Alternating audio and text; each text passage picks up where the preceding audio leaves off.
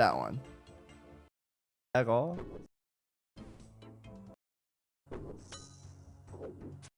This time you're going to go in with confidence. So True. It's fine. I'm just kidding. I will not do that again. I will not do that again. I apologize. Then, if I go here, I have to stall until 72.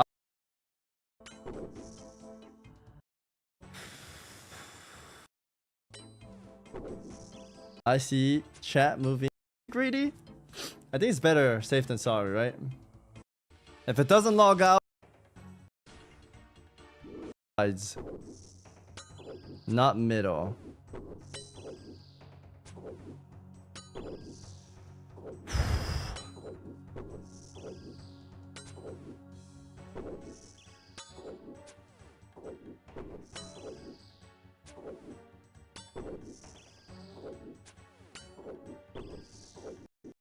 Guy.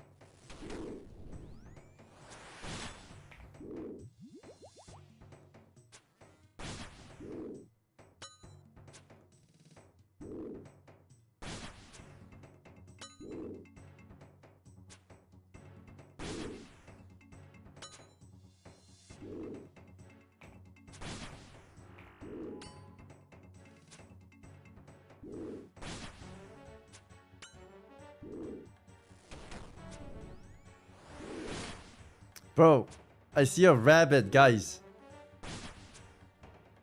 Dude, he takes no damage. I'm turning this on.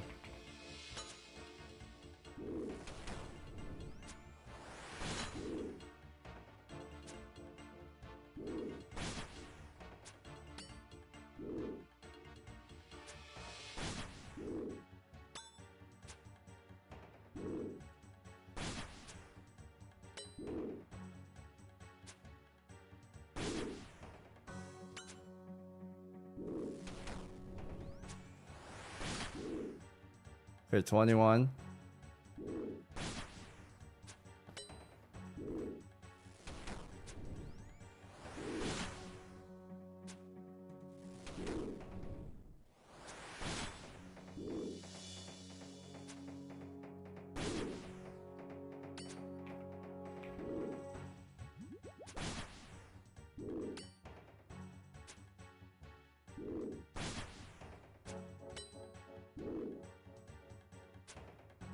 Brother, he takes no damage.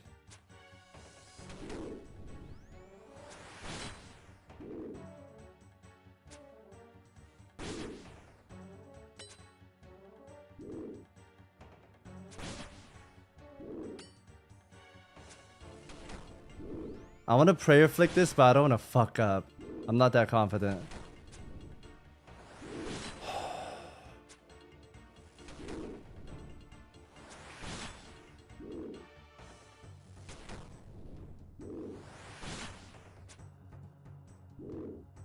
Nice, we got a hit.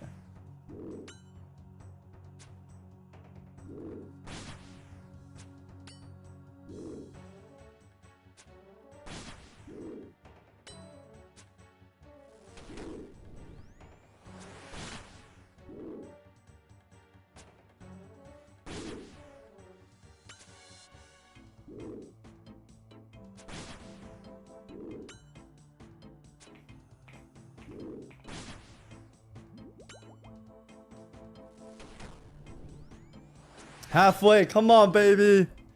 Oh, this is stressful though.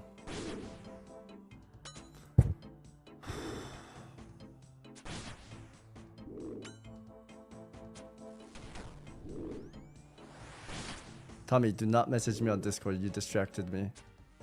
I almost missed the block.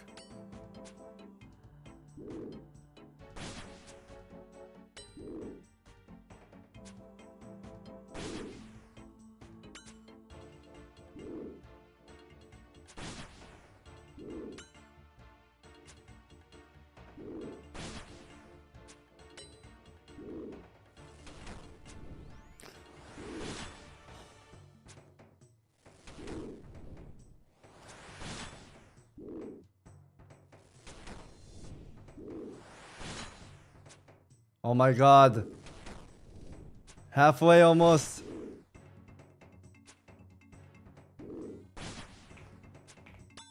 Bro, 300 bolts left. I have enough, right? Oh my god, imagine I run out and I have to prayer flick and kick him.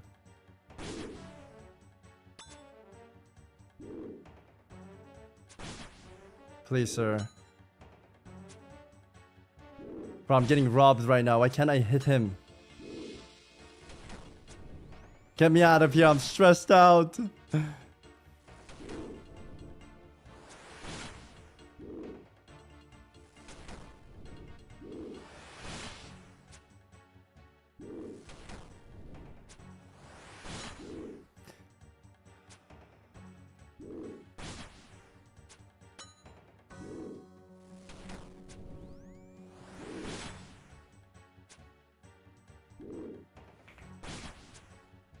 Guys, I have enough prayer pots, right?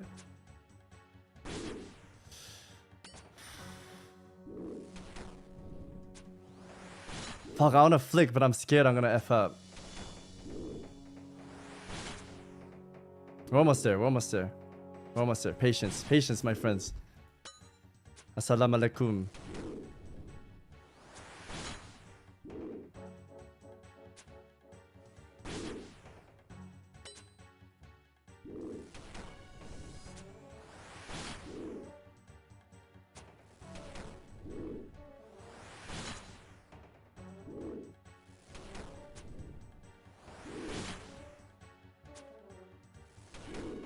Oh my god!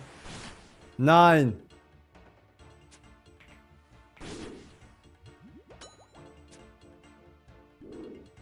Oh my god, I almost spaced out. I thought I did the wrong thing.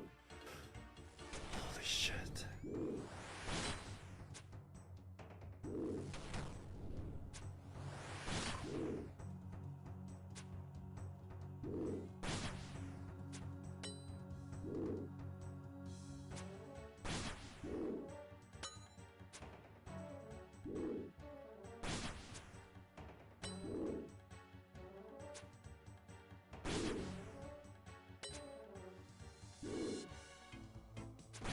%. Fire.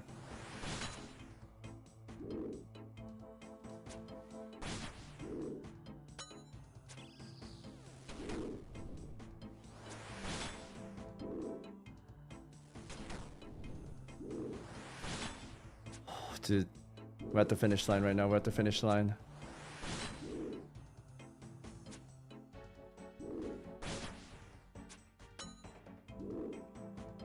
Shit.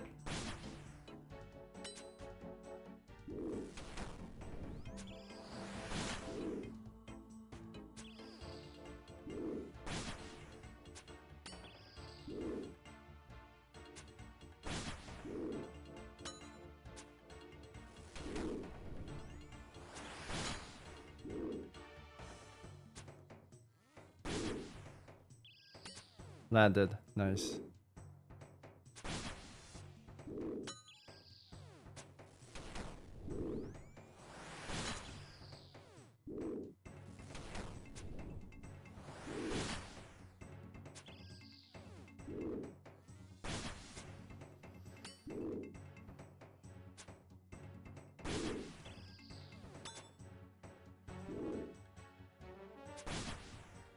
Bro, we're right there.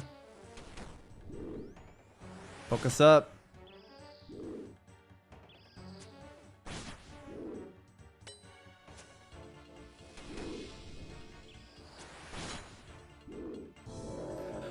Let's fucking go, baby! Sheesh.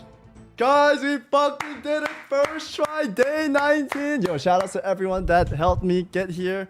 I give a massive shout out to all the names, so thank you guys. Thank you guys for watching the milk, watching the boss fight. We nailed it. We didn't even get fucking hit by Jet once, guys. We put in our time. The LMS helped. Yeah, massive thank you to all the guys that I named previously. Should I give a shout out to all of them again? They didn't believe in us.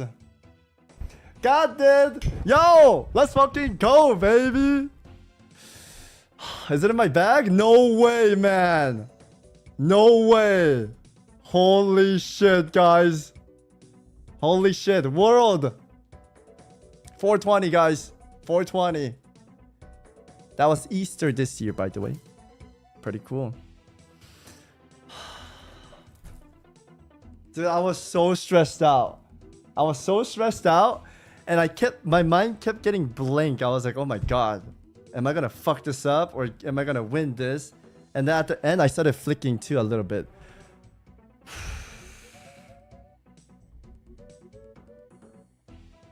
Holy moly, man.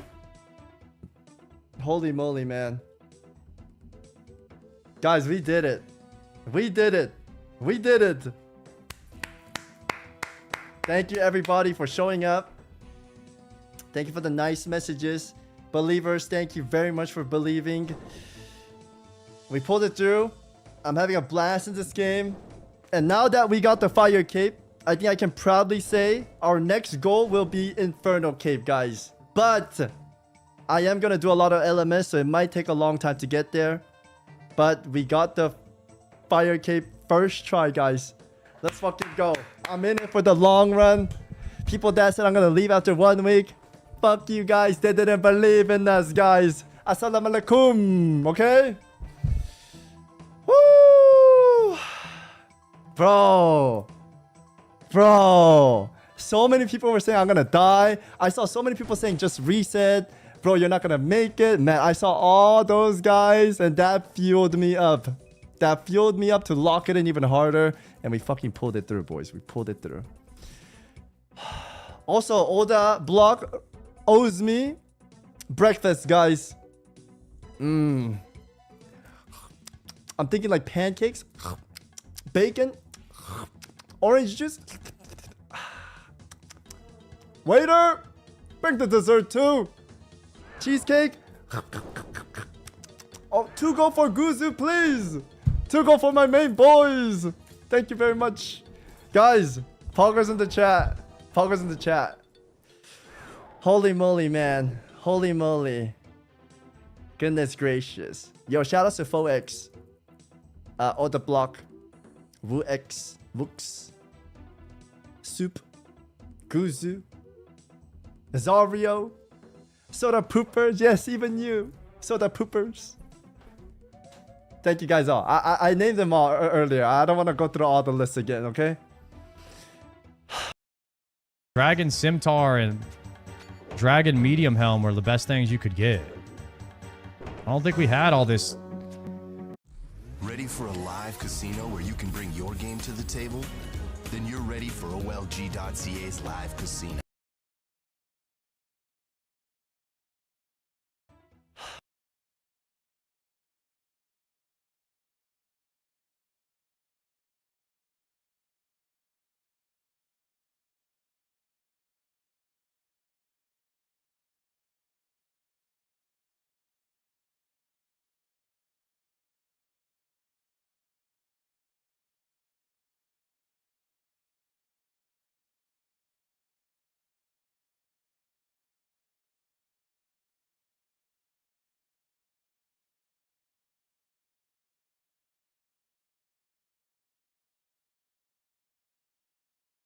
Of Varlamore Part 3, and in this update came the new Delve boss, which drops a few new uniques. Out of these uniques, this item in particular is used to craft the new Confliction Gauntlets, the new best in slot magic gloves, which of course not only give new best in slot bonuses, but they also have a passive effect that rolls your accuracy twice after missing a magic attack, effectively giving you a 25% better chance to hit every time. While it's of course going to be strong in the game overall, the question I have is if it's too overpowered for PvP. Like, no way this dude survives. This is like the type of dude that would get smited for the Void Waker he's got. Oh, a tier 9. By the way, in case anybody is curious, I spent about 230 mil on these gauntlets. With everything that I have best in slot, I'm risking about 161 mil. So, you know, let's just not die.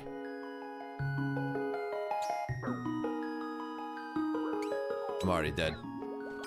No way. I should have died. No way. So the thing is, Magic is already just ridiculously strong in PvP right now with, 4-tick weapons and everything. I'm sure it's going to be good in hybriding as well. But, like, this just brings it to the next level. This guy's dead, obviously. So I do have my suspicions that this could just be very strong in PvP. 2.4 mil. Something interesting with all the updates to Magic, especially these Confliction Gauntlets, I could just sit here in melee tank and just hit him. Oh, but yeah, you can literally just sit here with a tank top and tank bottom and still hit pretty consistent on everybody in PvP. This guy is on the move. And here's the thing, dude. This is just not gonna miss. Come on.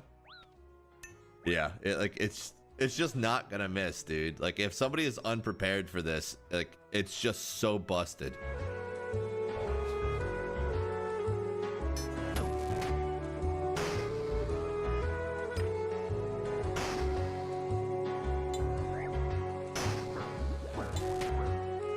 No way.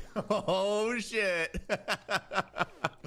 That was risky, dude. That was a little risky, but it paid off.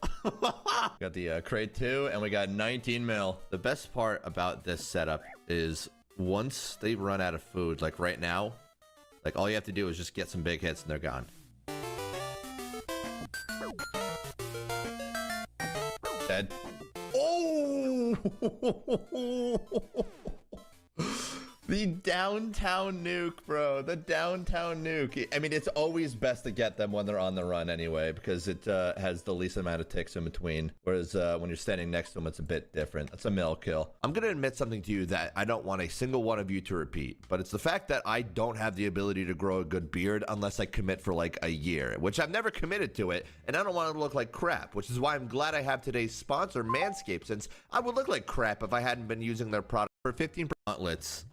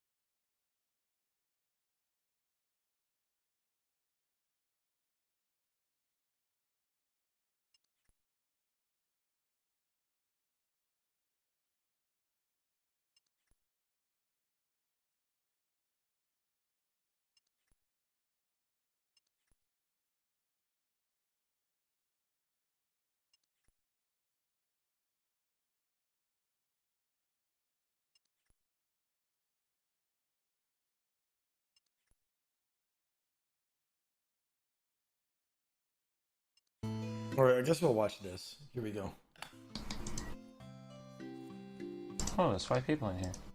The event to 100 million on the permanent dead mode servers looking for some noobs to slaughter at Wintertod. There's no longer 5 people in here.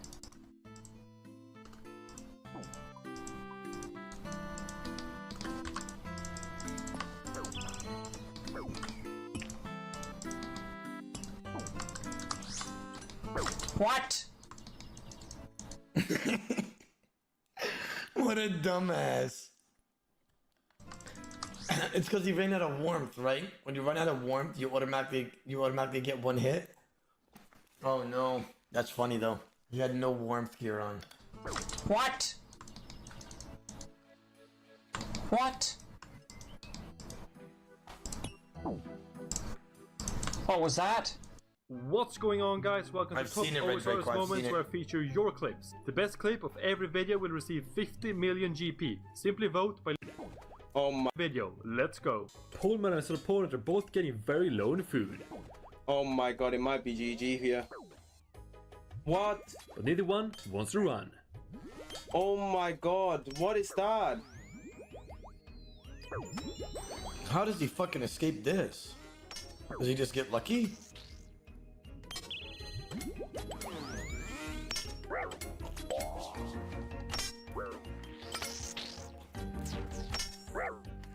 And they get a double death. So now they need to get back and get their loot.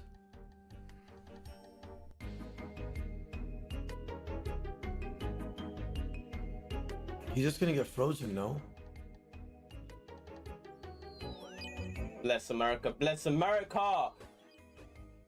Please guys, help me. Why? Oh my god. Come on, just get your shit quickly. Oh my god, I hate life. And they both get frozen and both loot gets taken. Oh my god! Biddy is about to have an absolutely genius idea. Focus up.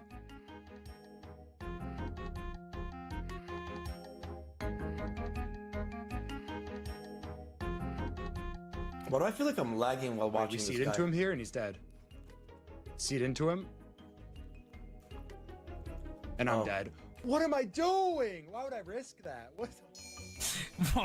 We meet you 1 minute, Mr. New Lame. Let me quickly kill Toxic here, bro, and then you'll be next on the chopping block, bro. I got you, dude. Well, hold up. Ow.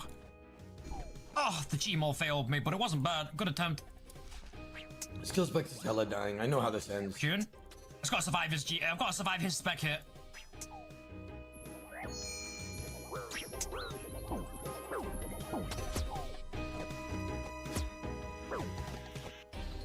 My turn, pussy. He said my turn, pussy. But the guy didn't use his Gmol spec yet. Skills Bex is dead. And the thing is, he could have tabbed 4 ticks ago, but he didn't. Did you notice that? Look at this. My turn, pussy.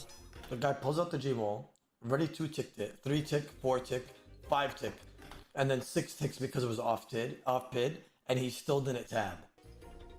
This guy does have a maul, by the way, so just keep that in mind.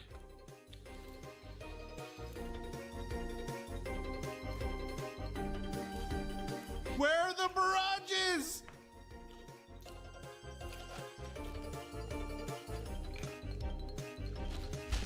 Pound, thank you for the raid, my brother.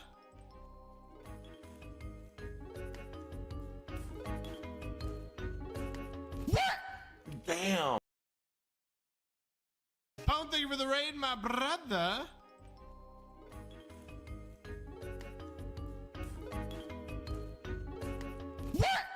Damn. 41-35 Gmol through that setup, and then a 53 smack through DPS as well. Peen is waiting for a guy training Slayer and Banos to return to Eraxer. No, I already checked Zaya. You're not at Zaya speeds. I know you're lying. You fucking idiot! Frogs! You bro. Are you actually fucked in the head, bro? Miss, he's in budget gear. Wait, you're not on the guy anymore, Louis. I need you to get on him. Try to. I need you to try like hell to get on him. I'm still hitting good damage on this guy.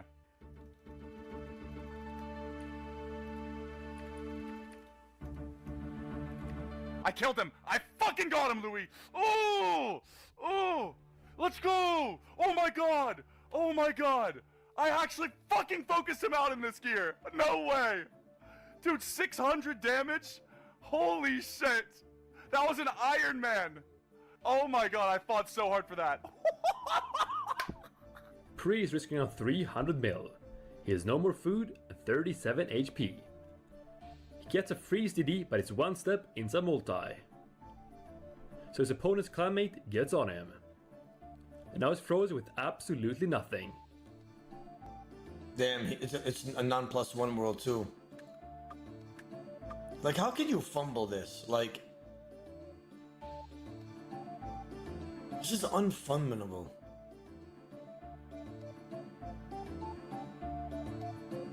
What? Why did that guy just run out of gap range? What? And somehow gets gap and log out. Holy shit, what? They must be mad. Make sure you remember to submit all of your clips even if you think they're not good enough. Simply follow the link in single video. Cam guy. Carrot's one. Still carrot. Less than 3. Love you, bro! Wait. Good fight. Oh. Wow. Sorry about that, dude. Lag. Holy fuck. Alright, cool. He's back to peaking and looking to deliver some destruction.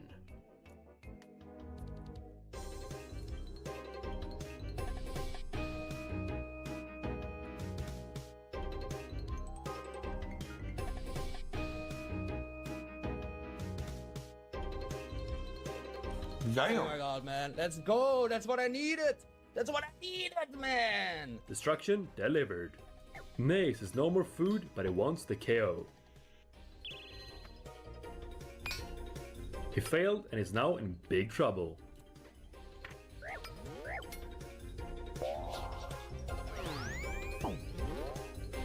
One HP. Are you fucking kidding me?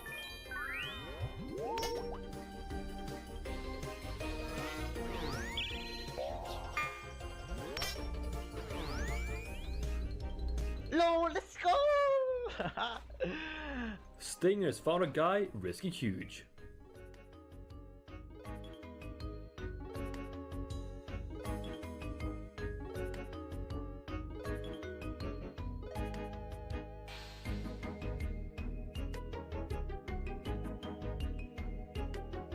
Good fight, sir.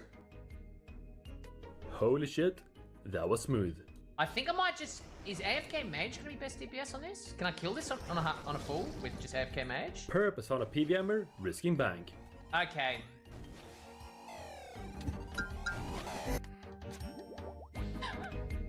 What? Come on, bro.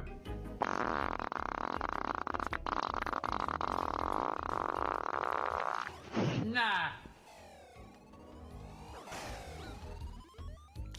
I was fucking Andy didn't have protect item on. Sit down. looking at my second monitor. I didn't even see him pull out the Void Waker. Congratulations, don't try it when he lost Vader's 50 mil with insane max hit D-Skim into max hit DDS on his Zerker. Also has the Pom Pom when he lost Vader's goodie bag giveaway. Pick number 4, which was...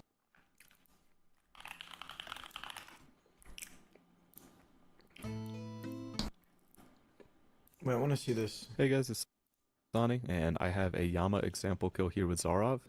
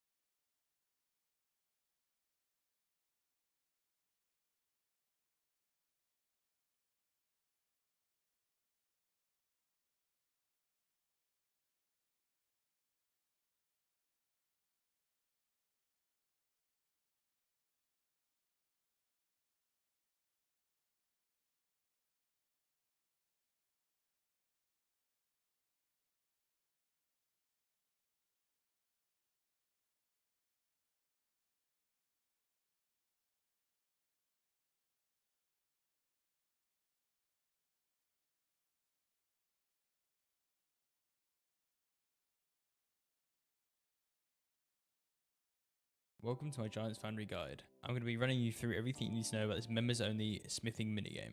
To access the minigame, you must have completed the Sleeping Giants quest, which requires 15 smithing. Before we get into the minigame, I'm going to speak about plugins.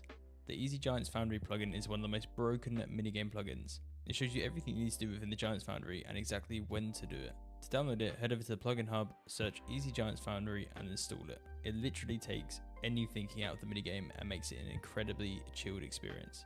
The Giants Foundry is located east of Al Kharid, so getting to the minigame is very easy. The best way to get there is either through the Giants Foundry minigame teleport or by using the Jewel Arena teleport and running up. When playing, I'd recommend wearing graceful pieces and ice gloves if you have them. If you do not have the ice gloves, then you can use a bucket of water.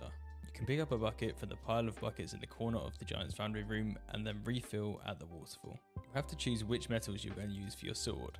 You need to deposit 28 bars into the crucible with varying quantities of each bar to achieve the highest quality combination. You may also use metal weapons and armor to melt down, granting between 1 and 4 recycled bars depending on which item is being melted down. On screen, you'll see some calculations for optimal scores. To start the minigame, commission a sword with Kovac. He'll tell you the type of sword that he wants you to create. From here, set up your mold by choosing the highest scoring options, which are highlighted in green.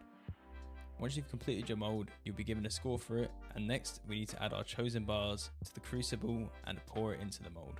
Here you will need your ice gloves or your bucket of water to cool the sword down before picking it up. You'll notice an overlay pop up at the top of your screen.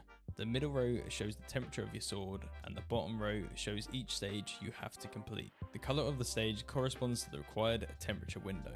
It's important to note that the trip hammer, which is highlighted in red, reduces your sword temperature when used, so you should start using it at the top end of the red temperature. The grindstone, which is highlighted in orange, increases your temperature when used, and the polishing wheel, which is highlighted in green, also reduces your temperature when used. To begin with, you'll need to slightly reduce your temperature by quenching the preform in the waterfall. The plugin will tell you literally everything you need to do from here on. Each time you make a sword, the stages will vary slightly. If you need to cool your temperature, then use the waterfall, and if you need to heat the preform, you'll need to use the lava pool on the opposite side of the room. At some points during the minigame, you may notice a yellow box around the overlay. This means your preform is in the sweet spot. By clicking the machine again, you will receive a boost to progress. This can considerably increase your swords and XP per hour. Once your sword has been created, you should hand it into Kovac to be granted XP, GP, and reputation. Foundry reputation is the currency used to purchase rewards from the shop. You should first focus on purchasing molds to use for higher scoring swords within the minigame. Then it's up to you which rewards sound best. The double ammo mode is great for making more cannonballs per hour, which is fantastic for ironmen. Alternatively, the smith's outfit provides a chance to decrease the time taken to smith at an anvil, and it also has a chance to increase the progress of your sword at Giants Foundry. That's about it for this guide. It's a super short one, but the plugin is so useful that I don't really need to tell you much more. Anyways, I hope it helps you out, and I'll catch you guys next time.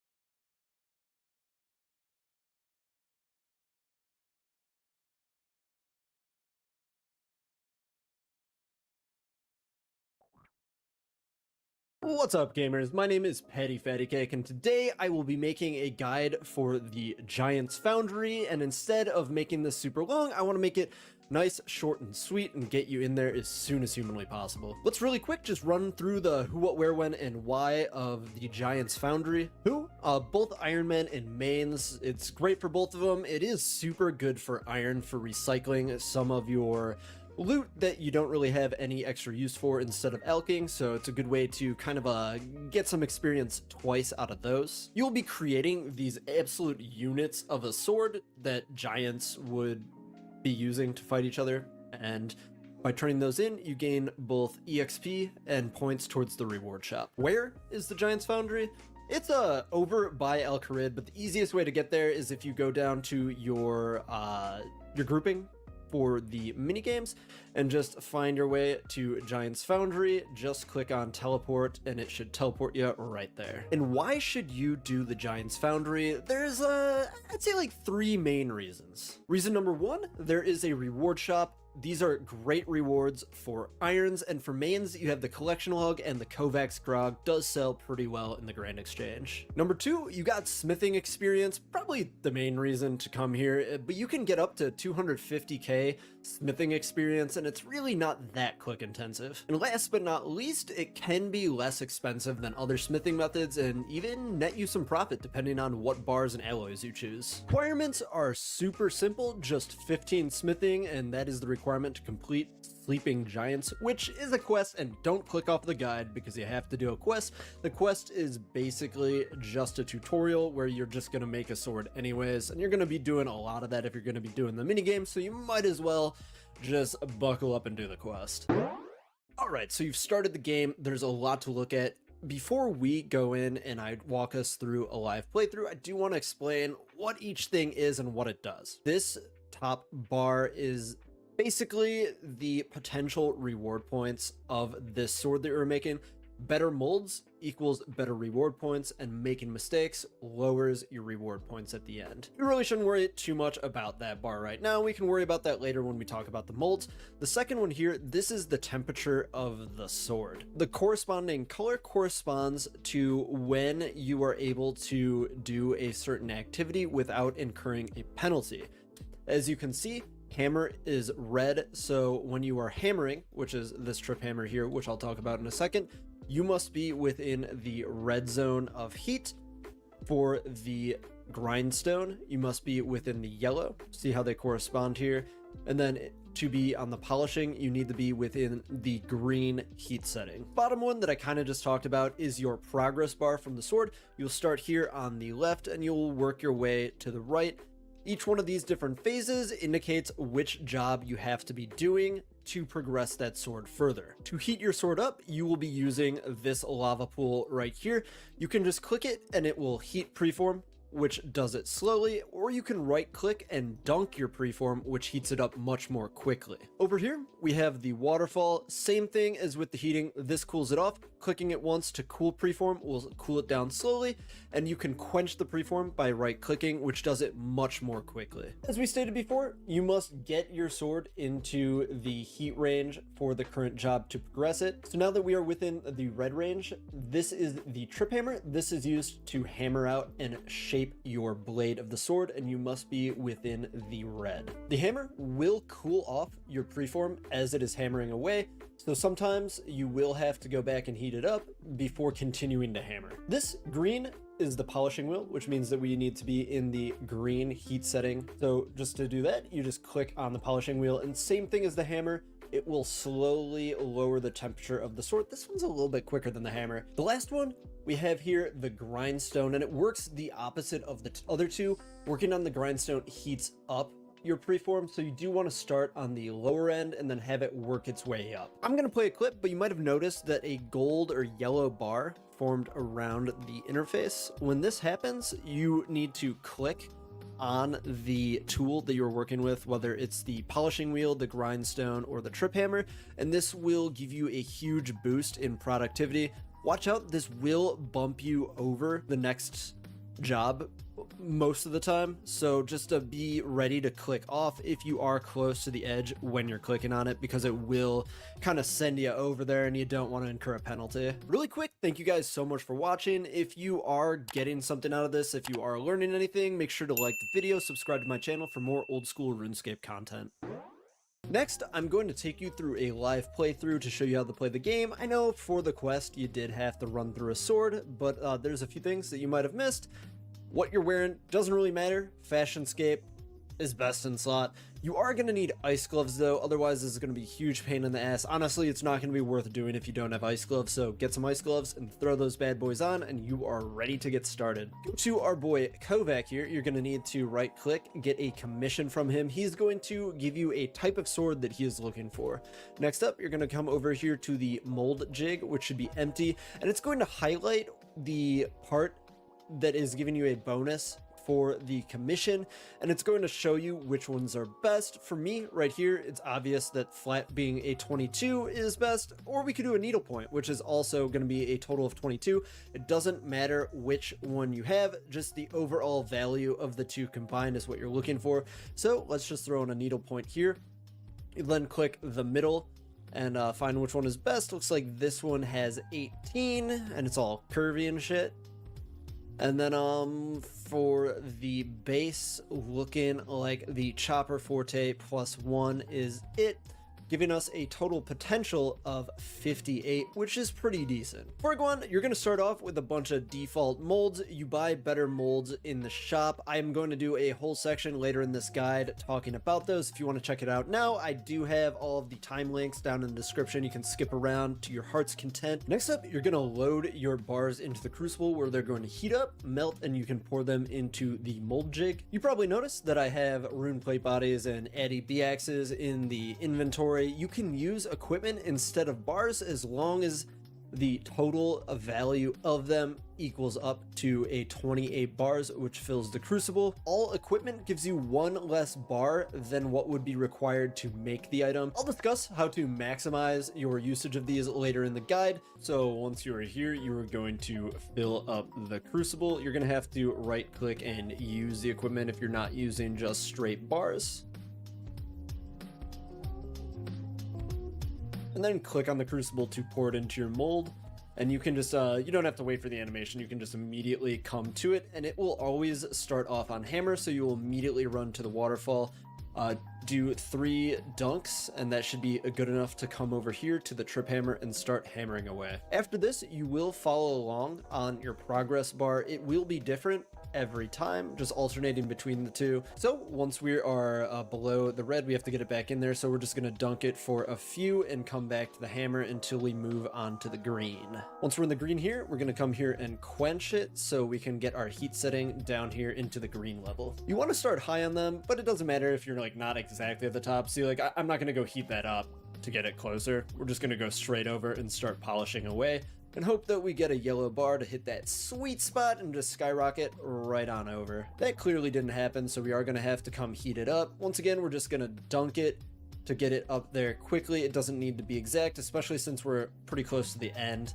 and come right back to the polishing wheel. All right, yellow phase time, back to dunking the preform. Unlike the other two, you want to start on the bottom, as much close to the bottom as humanly possible for this one, as it does heat up over time on the grindstone. We did hit that yellow, which threw us over to the next one, and not quite all the way over, but it gave us a massive boost, which basically means that for that phase, you don't have to heat it or cool it. If you do not get a yellow, you do have to heat it or cool it every single time. And once you are done, just go over to Kovac, right click him, hand in your sword, and then you will get an overview of how well you did. Got 188 points, so your points determines how many points you get in his reward shop. It's also going to determine how much smithing experience and how many coins that you earn, so you very much want to get as good of a sword as humanly possible.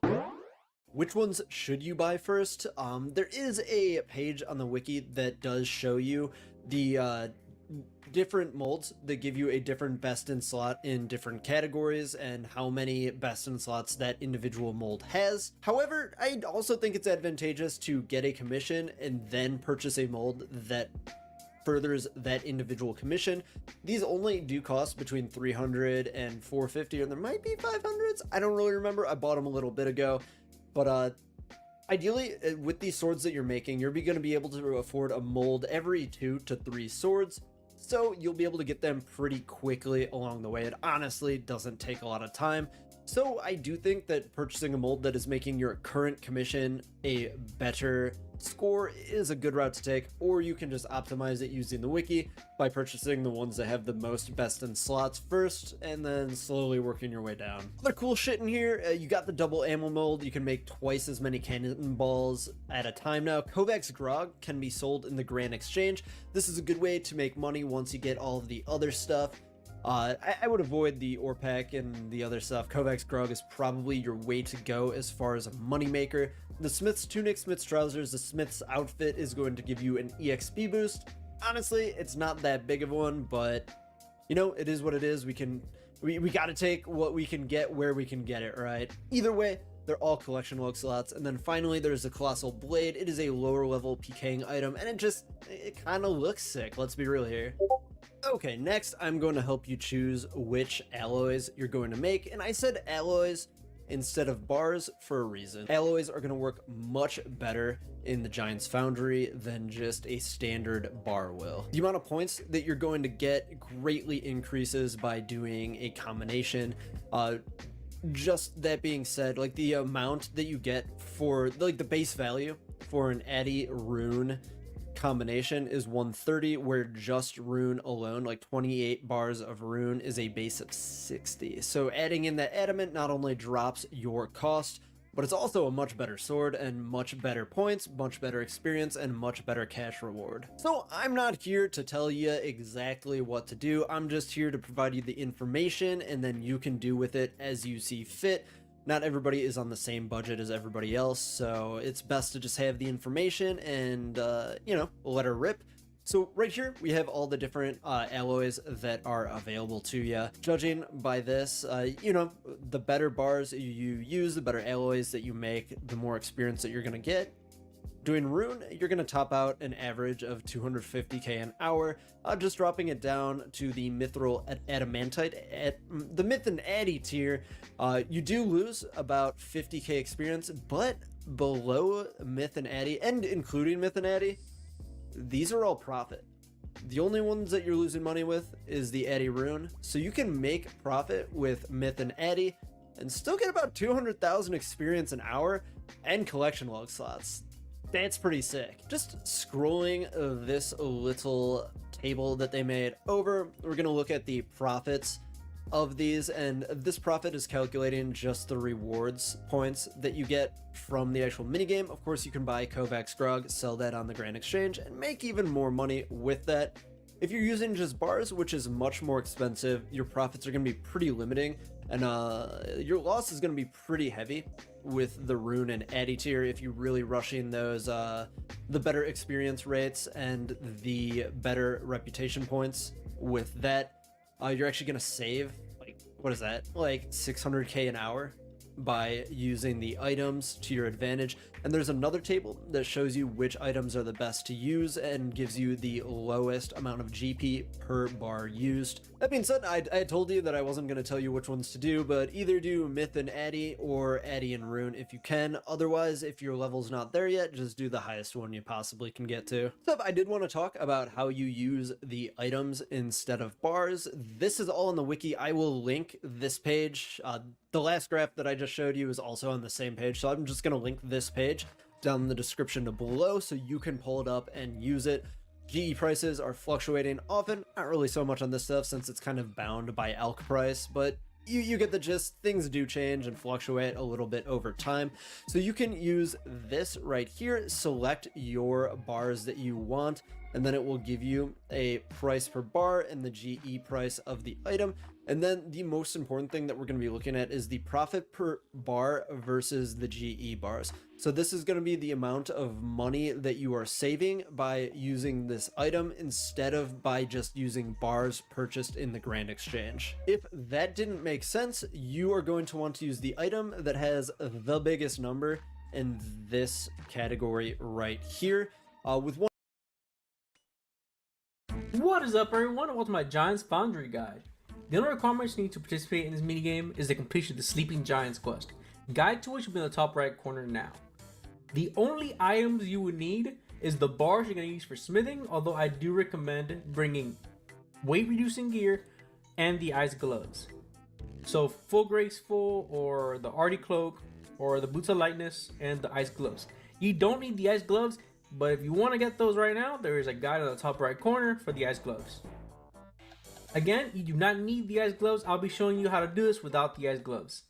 Once you have the ice gloves, however, and you've gotten the smithing gloves from this minigame, you can actually combine the ice gloves and the smithing gloves to make the smithing gloves imbued, which have the same effect as both gloves combined.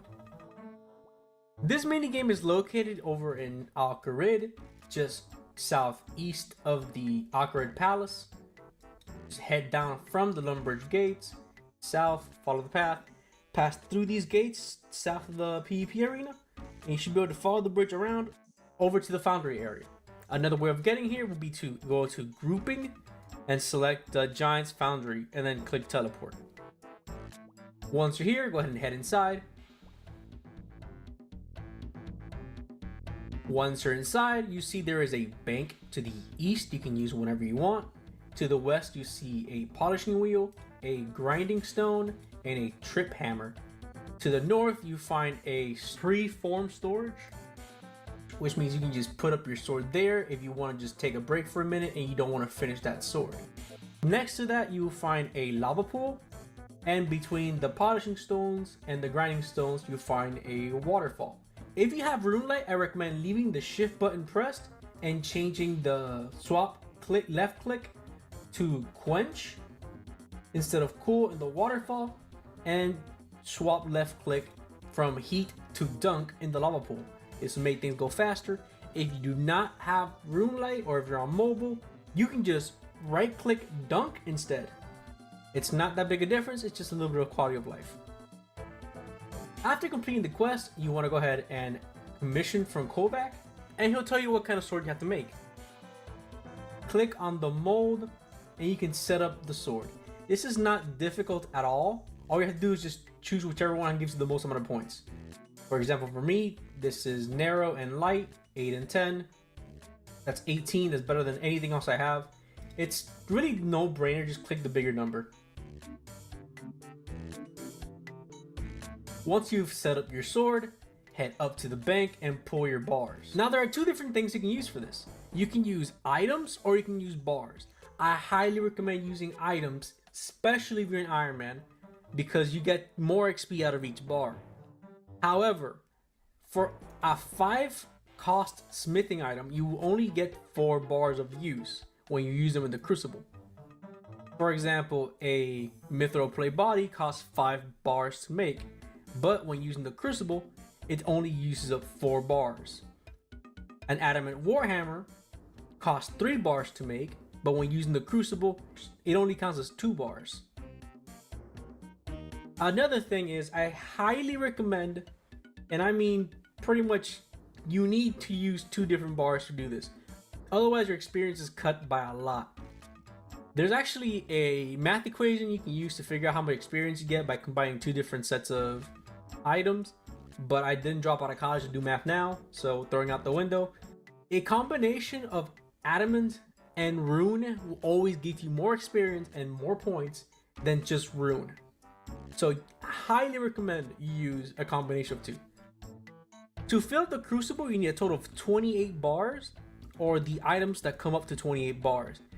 For example, 7 Warhammers is 14 bars. It doesn't take 14 bars to make, but again, these count as 2 bars instead of 3. 3 plate bodies and 1 Mithril legs count as 14 Mithril bars. So I'll have 14 Mithril bars and 14 Adamant bars for the best alchemy experience. For Iron Man, you can also do 12 Adamant and 16 Mithril. You just take a bit of a deduction in experience and points, but it's not enough to matter, and you get to save more of your more expensive materials. Once you have everything you need, use them on the Crucible. And now with both your hands empty, go ahead and pour it and pick it up at the bottom if you have the ice gloves. Head down and pick it up. If you do not have ice gloves, head down west over to the buckets, take 1 bucket, use it at the waterfall, and then use the bucket of water on the mold. Now you can pick up the mold. Now you have this little mini game interface. The red means the hammer, the tipping hammer. The green means the polishing stone, and the yellow means the grinding stone. This is not timed. You can take as long as you want. This may be different for you depending on the difficulty of the item you're crafting. It's a lot easier or a lot harder. This is the quality of your item. The quality will affect how much experience and points you get when the item is finished. This is the heat of the item, or how hot it is at the moment. Red being very hot, yellow being medium, and green being low. The reason these icons are different colors is because this is the temperature the item has to be. For example, my tipping hammer is red, so I have to have this little arrow on the red icon in order to start using the tipping hammer. Otherwise, it would affect my quality. The tipping hammer and the polishing wheel make the heat go down, while the grinding stone makes the heat go up. So keep in mind, yellow starts from left to right, and red and green start from right to left. Right now, I need to lower the temperature of my sword so I can be able to use it at the hammer. So I quench it in the waterfall and it goes down faster. Now I can use it in the tripping hammer. The tripping hammer will make your temperature go down, so keep an eye on it. Make sure you do not keep using the hammer after you reach past the red mark. As well as make sure you don't keep using the hammer once you reach the next phase. Once it's low, I dunk it in the lava, I increase the temperature so I can keep using the hammer. This will be different for everybody, just keep looking at it. Every once in a while you see this yellow bar going around your interface. That means just click the activity you're doing already and you'll get a bonus to your progress. All you have to do is keep following the steps it shows you at the top and make sure your temperature matches up with your activity.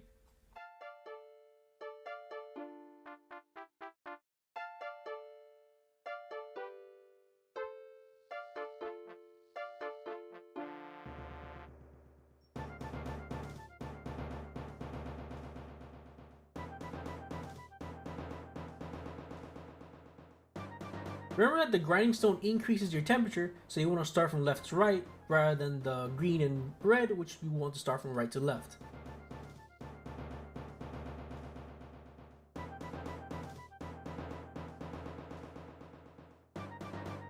I messed that up. I hit a grinding stone because I was talking and I lost the quality of my sword. So this is going to affect my final points as well as my final experience. This is probably why people normally voice over the guides, but I fucking hate scripts, so fuck it.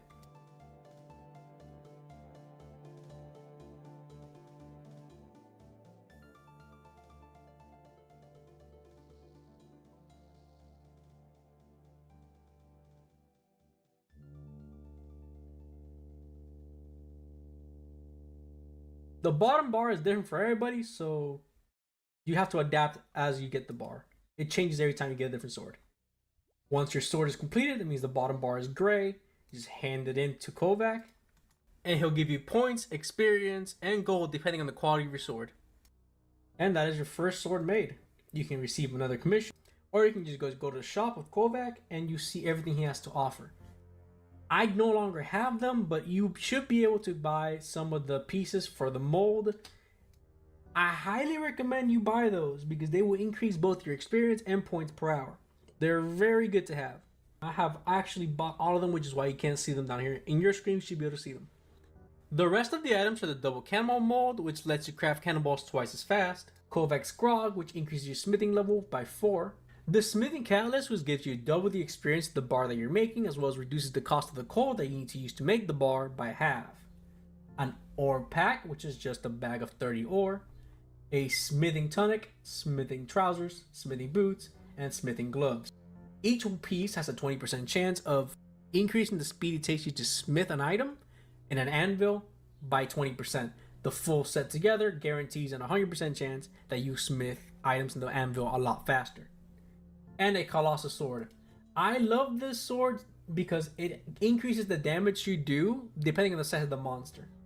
It is an insane sword and it's extremely underrated.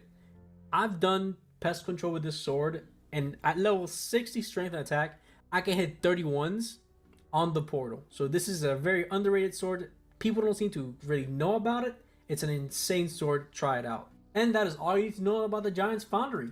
I hope this guide helps you guys. Thank you all for watching, and I'll see you all next time.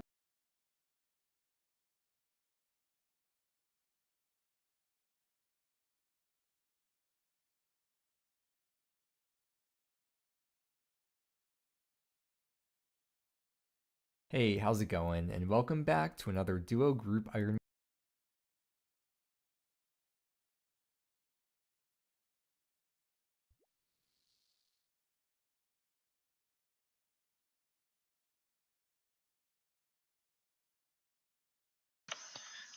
I saw this method on a cold one video. So you buy all of the stuff from these two locations.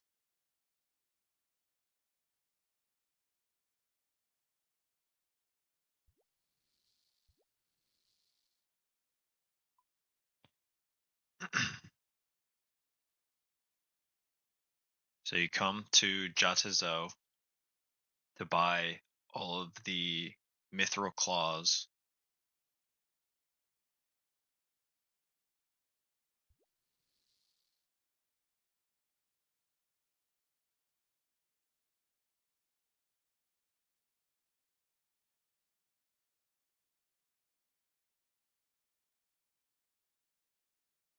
This guy sells them over here. This guy, they are 522 GP each. So you can just buy a bunch and then bank them right here with this guy. And then to buy the other stuff, because you also need the steel warhammers or the steel battle axes. You come over, you can bank over there, obviously, and then you buy from this dude these, the steel battle axe, the steel warhammers. Then, of course, go to the Giant's Foundry.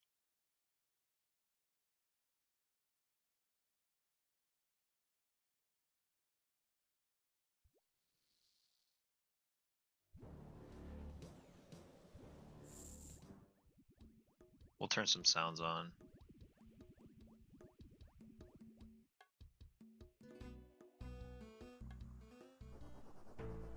So I already have some stuff in here. So the thing is broad light. So normally what I do is I look up on the wiki what the proper thing to do is. I'm not sure why stuff is green, but I normally look up what the best thing to do for on the wiki is. So this one is Medusa Ricasso, Medusa Blade, and Chopper Tip. So then you set the mold, put your stuff in there. I already put the myth claws in there. So, oh yeah, per inventory, you're gonna spend about, I would say like 12,000 GP. And if you do this correctly, you should get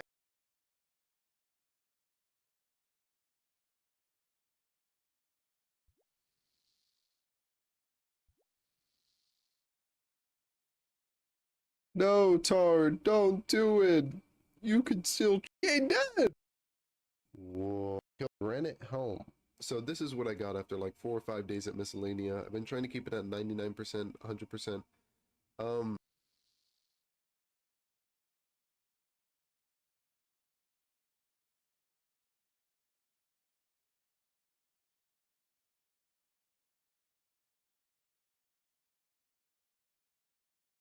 Hello and welcome back to another episode of the Old School Iron. And today we are working on smithing. Yeah, I've wanted to try out the Giant's Foundry, and it's going to be the secret to reinvigorating this cash stack because I'm down to 1 million cash. Yeah, I've kind of been blowing through it with Kingdom and all that sort of stuff while I've been away from Slayer. So my plan here is let's go ahead and make all our bars. I'm going to do the same 1-to-1 trick with mithril and gold, and then once I've run out of that, I'm going to go ahead and make my addy bars because I need a combination of addy and mithril bars for the Giants Foundry, but more on that when we get there. For now, we just deposit all our coins, our entire cash stack, into the coffer, and we have 14 hours here. It's definitely not going to take me 14 hours, but just in case. So what I do is I fill up the inventory, fill up the cool bag, and then go ahead and drop both sets in. So I shift click to empty, and then shift click in the bank to fill. And the hardest part for me is always remembering to get the goldsmithing gauntlets on. But once the cool number gets up to over 200-ish, I go ahead and pick up the mithril and start dumping it in until we've ran out of bars. And here it is, the final gold ore.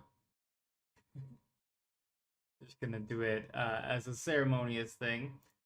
I still have a lot of mithril and addy to go through. Normally you would like buy up, or at least maybe like pre Giants Foundry meta, you would buy up gold to like match so you could have gold all the way through. But realistically, I don't need to with Giants Foundry. The good news is that the goldsmith gauntlets go away. The bad news is I'm going to be getting a lot less XP per hour. So here is the final inventory. My last 6 addy bars, or 9 addy bars being made. And let's see the spoils. So you can see based off the coffer timer that it took me about 8 hours to get this done. The XP rate dropped off massively once I got to addy bars only. It was like 90k XP an hour because you have no gold and you're not getting XP every single trip. But the bar spoils are where it's at. I have 10,800 mithril bars and 5,942 addy bars. The gold bars are also there, but I don't really care about them right now. But yeah, so I'm going to go ahead and get ready for Giants Foundry now. I haven't actually done it. I've just looked at the math on the wiki, and this approximates out to like 6 to 7 mil experience and 12 mil cash. I forgot to show off my smithing level. I got up to 81 smithing from that. So there is a sort of intro quest to Giants Foundry. It basically kind of just teaches you how to do the mini in the Foundry. I might put to 10 addy, because this gets me the max amount of quality without getting another layer to it, because the amount of steps you have to do depends on the quality of your sword. So I'm at the maximum quality for a sword with 5 steps to it. I seem to get about 10 swords per hour right about now. So here we are. I finally have the ability to use the point. It's only been a couple games. The last mold is going to be bought. I've completed 35.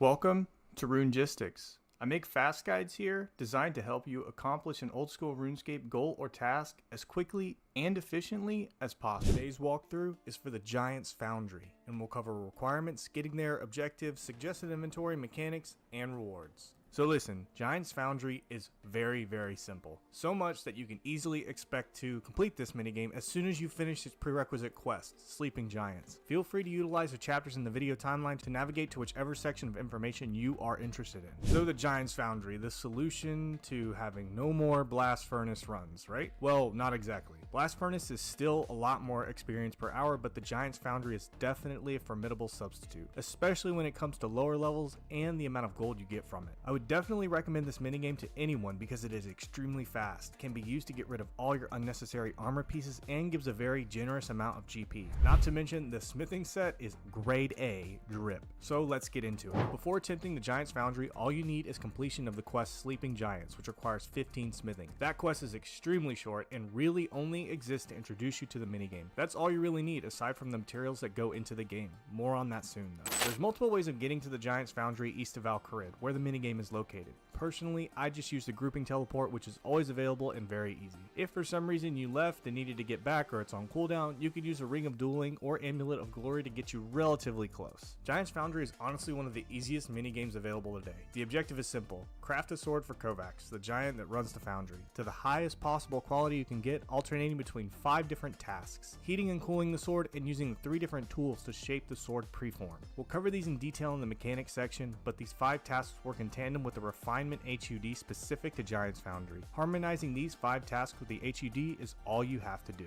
Here's the map layout of the Giant's Foundry. It's a pretty small cave, and all the necessary elements are packed into it to make running around relatively quick and easy. Right inside the entrance is Kovacs, who provides you with commissions, which is basically just the type of sword you need to make. He also serves as the rewards vendor for this minigame, and is the person you turn the sword into when you're done. Right next to Kovacs is the sword mold setup, where you will select different mold types to be used when crafting your sword. More on this later. Right above the mold is the crucible, where you place your metal to be melted down for crafting, and a bank chest to easily access those metal bars or equipment pieces. Slightly northwest of the bank is the preform storage. The storage serves as a way to pause the minigame and store your active sword for later, saving all of your progress. And in the bottom left corner we have a pile of buckets, since a bucket of water or ice gloves are necessary to cool down the hot preform before picking it up. Those are basically the ancillary points of interest here, with the 5 remaining elements being the tasks I mentioned earlier. So let's talk a little bit more in detail about the elements and the mechanics. Being that I'm a chemical and materials engineer by trade in real life, I'm very proud of how Jagex actually made this minigame. It's relatively close to the concepts of basic metallurgy. The idea of heating, shaping, and cooling alloyed metals is something I'm glad they took the time to research and implement. The mechanics of Giant's Foundry can really be summed up in one sentence: utilize the lava pool and waterfall to heat and cool your preformed sword to a temperature that coincides with hammering, grinding, or polishing it. So let's explain that. First of the 8 active elements in this minigame is the mold jig, where you will input 3 pieces of a sword mold that correlate to the specific commission that Kovacs gives you. This, along with the crucible and what bars to put in, are where a lot of people get confused. I'll make this short and simple. Kovacs is going to give you a random combination of 2 of 5 different styles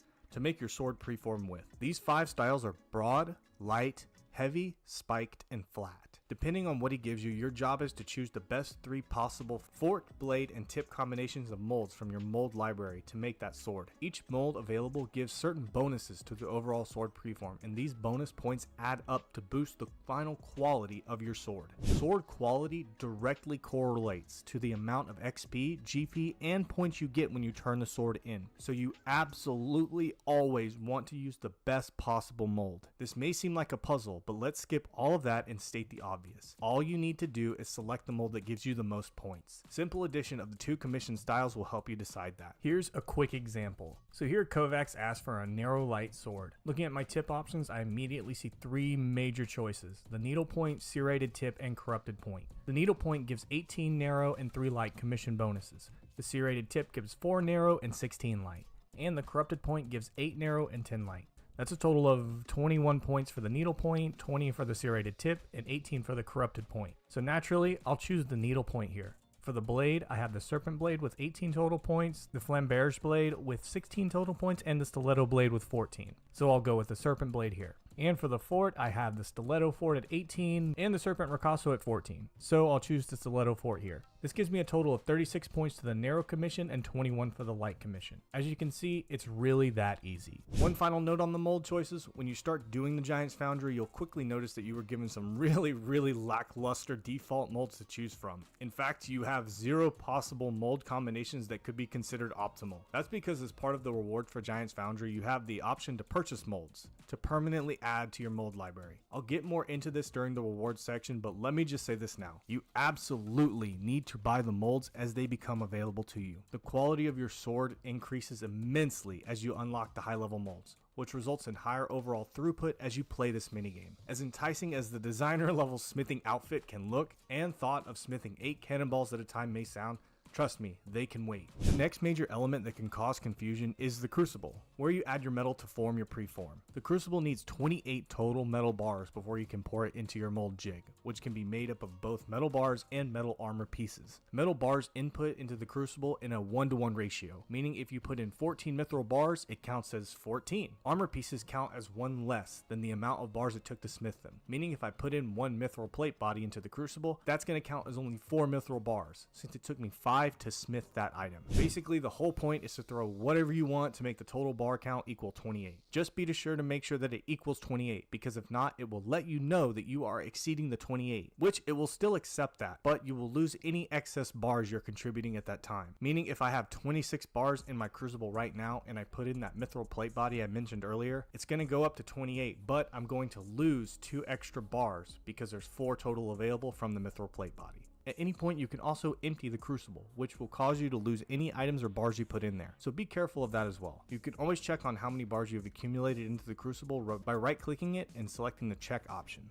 The part that is very confusing for some with the crucible is how many of each type of metal to put in. I personally love that this plays a role because it actually takes into account the chemical and material properties behind metal alloys. But I'm a huge nerd, so I digress. Basically, to make this simple, the quality of your final sword is determined based on 2 factors: your metal score and your mold score. Add these 2 numbers up and you get your initial sword quality, which is that big gauge on the top of the HUD. I'll talk about the mold in the next element. For the metal score, the easiest way to explain it is that when inputting metal into the crucible for the Giants Foundry, alloys are what give you the highest metal score. How do we know this? Because there's a cute little variable equation on the wiki to determine the metal score, which when you dumb it down by using some algebra, it's just the number of bars for each type of metal added up along with the product of the number of both of those bars, all multiplied by a magical Jagex constant made up of fairy dust and regrets about EOC. Anyway, what does this all mean? Well, as we have all learned, sword quality is super important because it is directly tied to your rewards at the end. However, another variable to all this is the existence of something called alloy tiers. This isn't important when it comes to the rewards at the end, but it is important because it directly ties to the total number of sections you have to do for any sword in the minigame. Basically, depending on your metal score, your sword will be placed in what's called an alloy tier, which directly correlates to how many different tool activities you have to perform on that sword. There are 5 different alloy tiers. The lowest is from a metal score of 10 to 19 and only has 3 sections to complete. Then from 20 to 59, you have 4 sections, 60 to 89 has 5, 90 to 119 has 6, and 120 to 130 has 7. Why is this important, you may ask? Well, think of it like this. The trip hammer, grindstone, and polishing wheel all take around the same amount of time to complete a full section, about 40 seconds or so. Let's assume you threw 14 mithril bars and 14 addy bars into the crucible. That's an initial metal score of 95, which is the high alloy tier and will have 6 total tool activity sections. Now let's assume instead of 14 of each bar, you did 19 mithril bars and 9 addy bars. That's now a metal score of 89, a little bit less than what we just did. However, you might notice it's conveniently right inside of the medium alloy tier, and it's only going to have 5 tool activity sections. All different metal alloy combinations work this way, and depending on what metals you are using, you should aim to go for the lowest alloy tier, because it makes completing the sword much faster, generating a larger amount of rewards per hour. The initial quality will be lower, yes, but having to do one less section every time is so much more advantageous and saves you so much time. So, to sum up the Crucible, you should always approach it this way. Always use 2 different metals, preferably ones that are sequential to one another in smithing requirement. Something like bronze and iron, iron and steel, steel and mithril, you get the idea. To optimize your time, inputting 19 of the lower grade metal into the crucible and 9 of the higher grade metal into the crucible is optimal. Doing this will always give you a lower alloy score and will require less tool sections and therefore less time to complete that sword. Listen, I know this is a lot and I could have just said use 19 and 9, but anyone around this channel for a while now knows I'm not interested in just regurgitating information from other guides or wikis. I actually want whoever sees this to grasp the concept of the minigame, so they don't have to rewatch this a million times. Alright, those are the two hard things to understand. Now let's do the easy ones. The next two elements are the lava pool and waterfall. The lava pool is where you heat your preform sword up, moving the temperature gauge of the HUD to the right the longer you keep dunking it. There are two right click options for the lava pool: heating the preform and dunking it. Heating causes the temperature gauge to slowly move to the right, while dunking causes it to move much more quickly. Typically when I'm heating my preform, I dunk whenever I first get there, then quickly left click when I'm near the final few ticks needed to reach my desired temperature range. Once you fiddle around with this system, you'll see it's really all about timing and doing it in a manner that you feel most comfortable with. The opposite can be said to the waterfall, which cools your preform, moving the temperature gauge to the left. This operates exactly the same way as the lava pool, with a slower cool preform right click option and a faster quench preform option. Just like the lava pool, I'm pretty content with quenching when I start cooling my preform, then using the cool option near the end. As a side note, naturally as you're refining your preform, the sword will very slowly cool down alongside all the different actions you are performing on it, which can be very problematic and you should at least be aware of. I'll cover this a little bit more during the walkthrough. Depending on what tool activity you need to do, your goal is to utilize these two elements in tandem to ensure your temperature gauge matches the activity gauge you are on. Speaking of tool activities, there are three: the trip hammer, grindstone, and polishing wheel. The trip hammer requires a hot preform in the red temperature range, slowly cooling down the preform as you continue to use the trip hammer. This is the slowest of the three tools, causing your sword to gain progress every 5th game tick, versus only 2 ticks for the grindstone and the polishing wheel. The grindstone requires a medium temperature yellow preform and quickly heats up your preform as you use it. This means that it moves in the opposite direction of the trip hammer in respect to the temperature gauge, so just be aware of that. One of the more common mistakes I personally make is getting my preform into the yellow temperature right after it leaves the red one, then immediately grinding it, causing it to properly grind for 1 or 2 ticks, then move into the red, and immediately I realize I'm a complete shitter at this game. The last tool is the polishing wheel, requiring a cool green preform, which quickly cools your preform as you use it. It moves at the same speed as the grindstone, so just keep your eye on it. The final active element here is the preform storage, which I've already briefly discussed. It's very straightforward. At any point, you can put your preform in the storage to save your progress on the sword if you need to step away. Once you're ready to resume, just pick it back up from the storage location. And that's it. All you need to do is move through the different tool activities while in the corresponding temperature ranges until you have the sword completed. The last note here is for the quality gauge on the top of the HUD. Depending on the preform score and the metal score you initially had, the quality gauge will start with a certain amount in it. It will never go up, only go down if you make a mistake. This can include performing a tool activity tick in the wrong temperature or doing the wrong tool activity altogether. I've said it a million times now, quality directly correlates to your rewards at the end, so this should never go down. So that's pretty much all the elements, and there's only one major mechanic to watch out for, which is called the sweet spot. During your refinement process, at random times your HUD will suddenly have a yellowish border pop up around it. This is called the sweet spot. What this basically does is for the next 6 seconds, all you need to do is perform the tooling activity you're currently on to gain a very large amount of progress on your sword. This is extremely helpful. It can save you a lot of time, but it can also throw you off, because that large progress gain oftentimes will push you into the next section of your refinement. So when this does pop up, make sure to re-click your current refinement activity while also being cautious of where it's going to end up after the sweet spot tick occurs. As a note to this, you have to click on the tool for the sweet spot tick to register.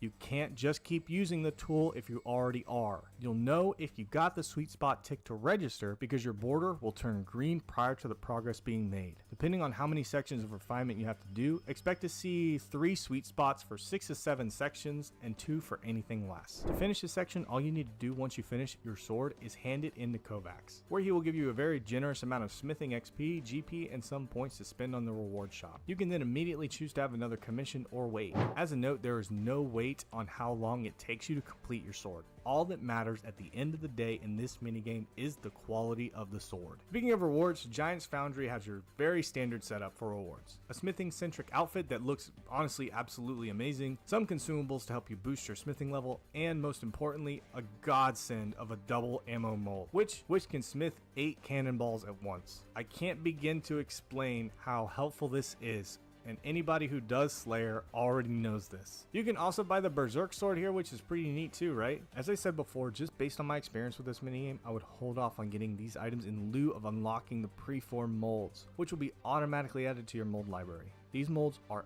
absolutely paramount in increasing your initial sword quality, sometimes giving you around 40 to 50% higher starting quality depending on the commission. Think of it like this: when you first start Giants Foundry, you get the free to play molds. All of the DLC content and pay to play and fun part of Giants Foundry exists within the molds that you buy from the shop.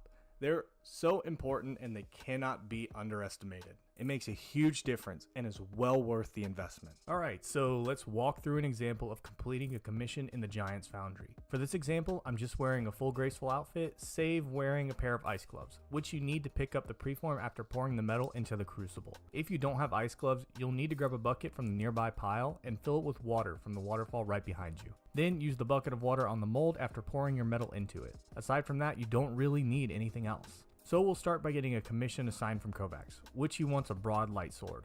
I'll immediately go to my mold jig and select the best options for this commission, which are Stiletto Fort, Claymore Blade, and Serrated Tip.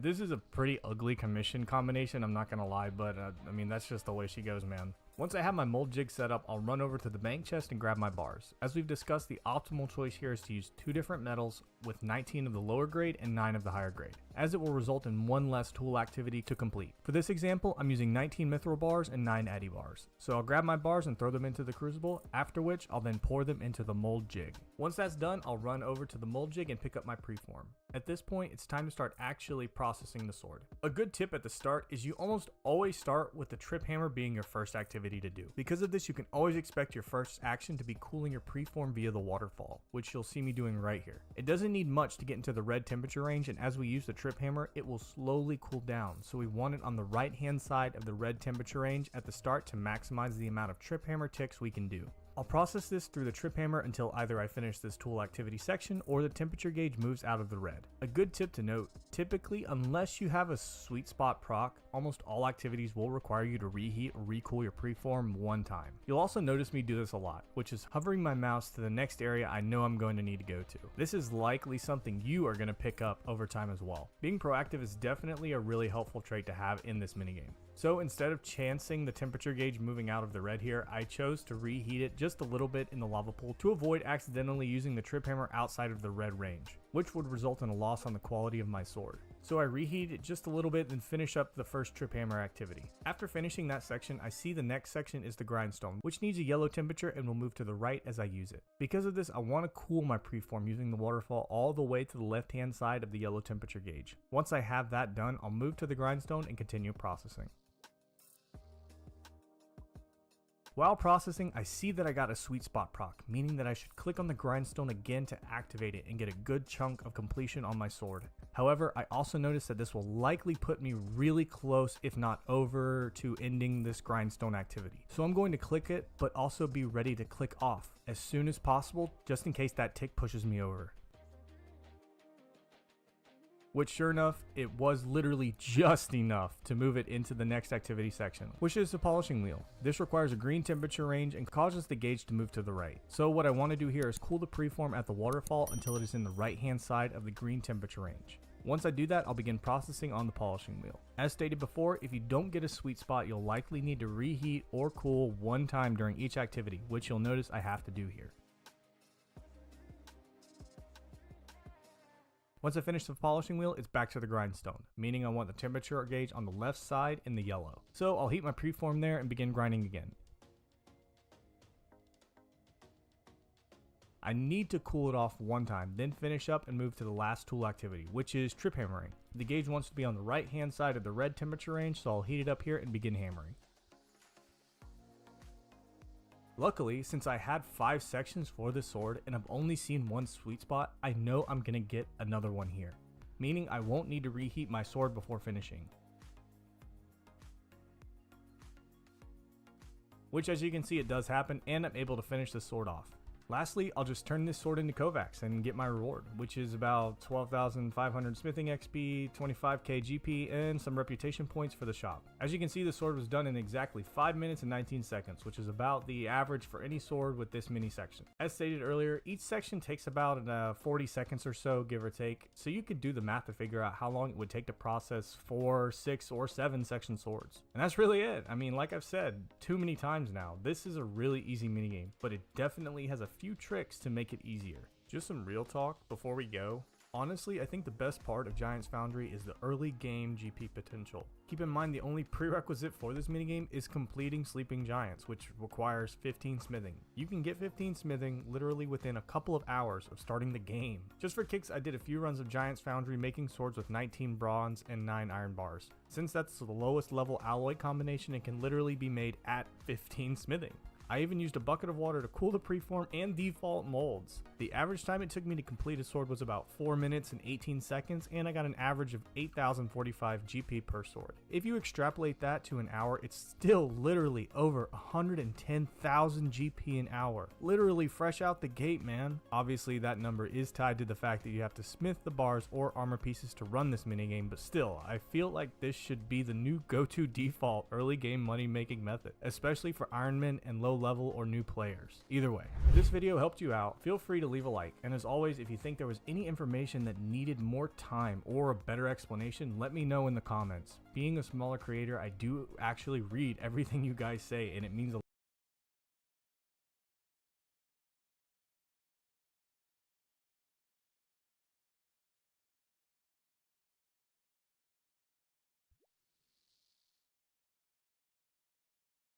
Safety standards for the US Navy's nuclear submarine training program are written in the blood of the submariners on Thresher.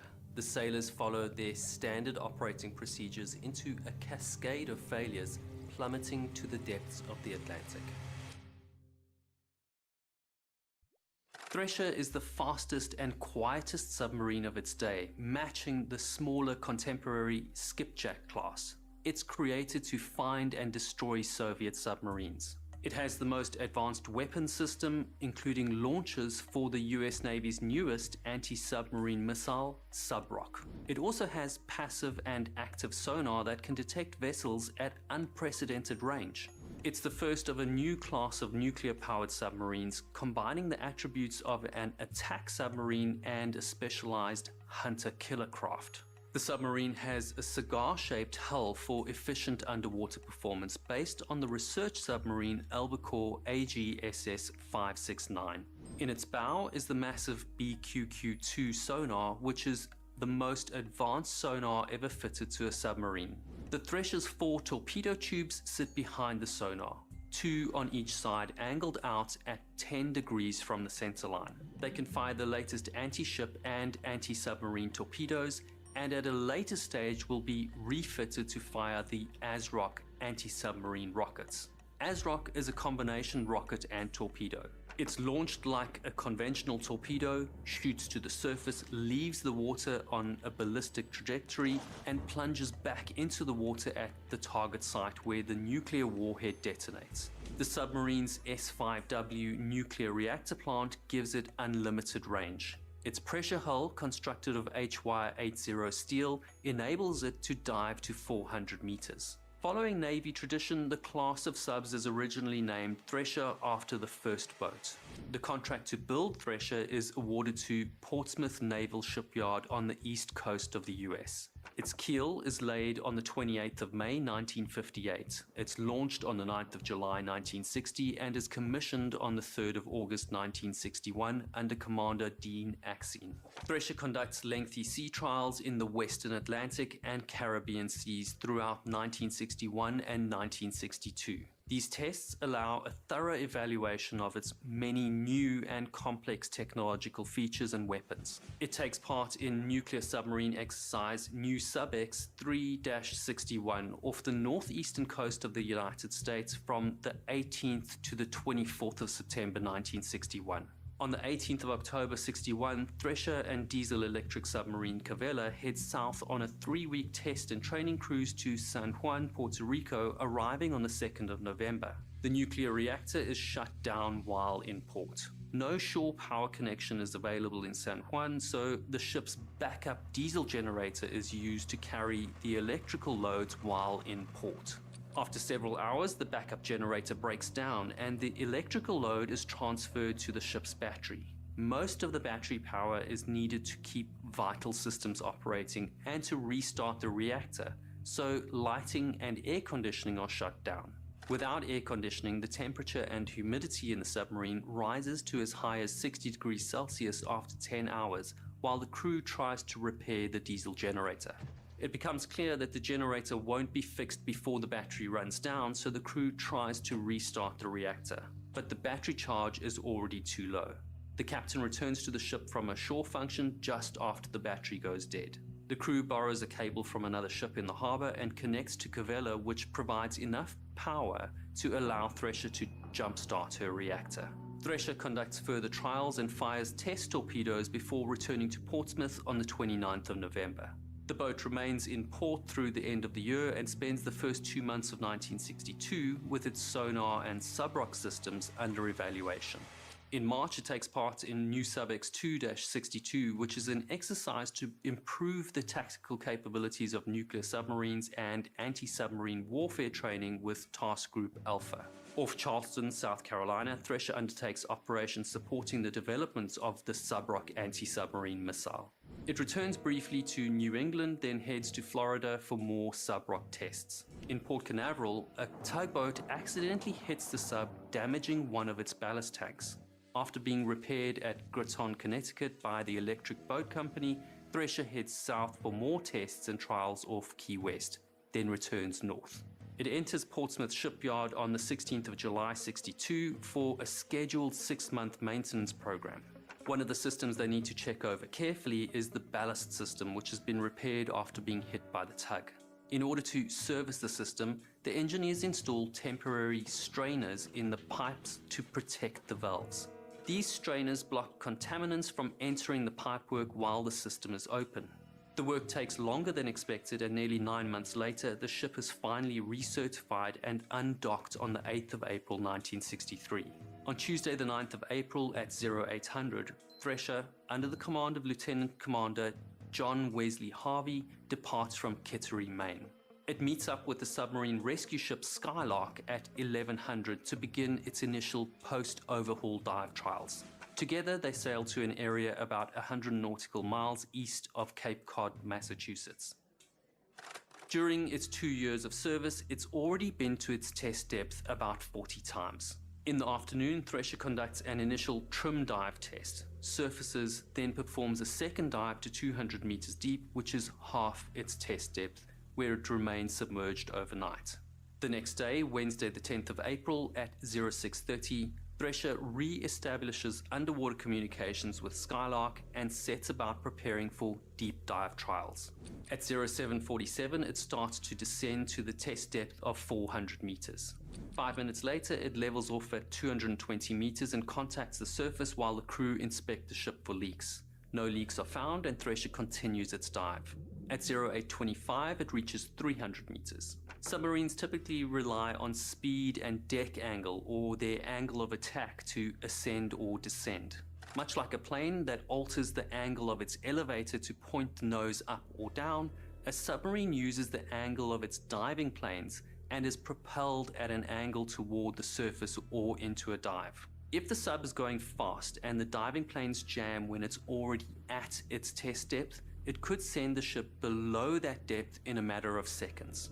So submarines normally move slowly and cautiously at depth.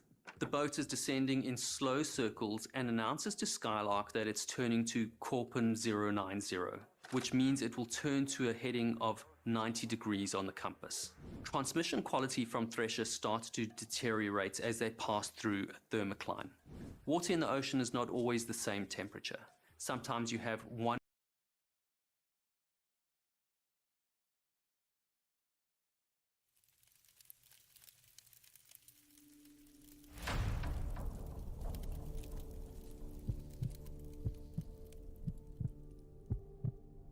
My name is Chris.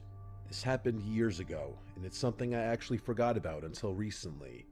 I was 17 that summer, working nights at a pizza place on the outskirts of my childhood hometown.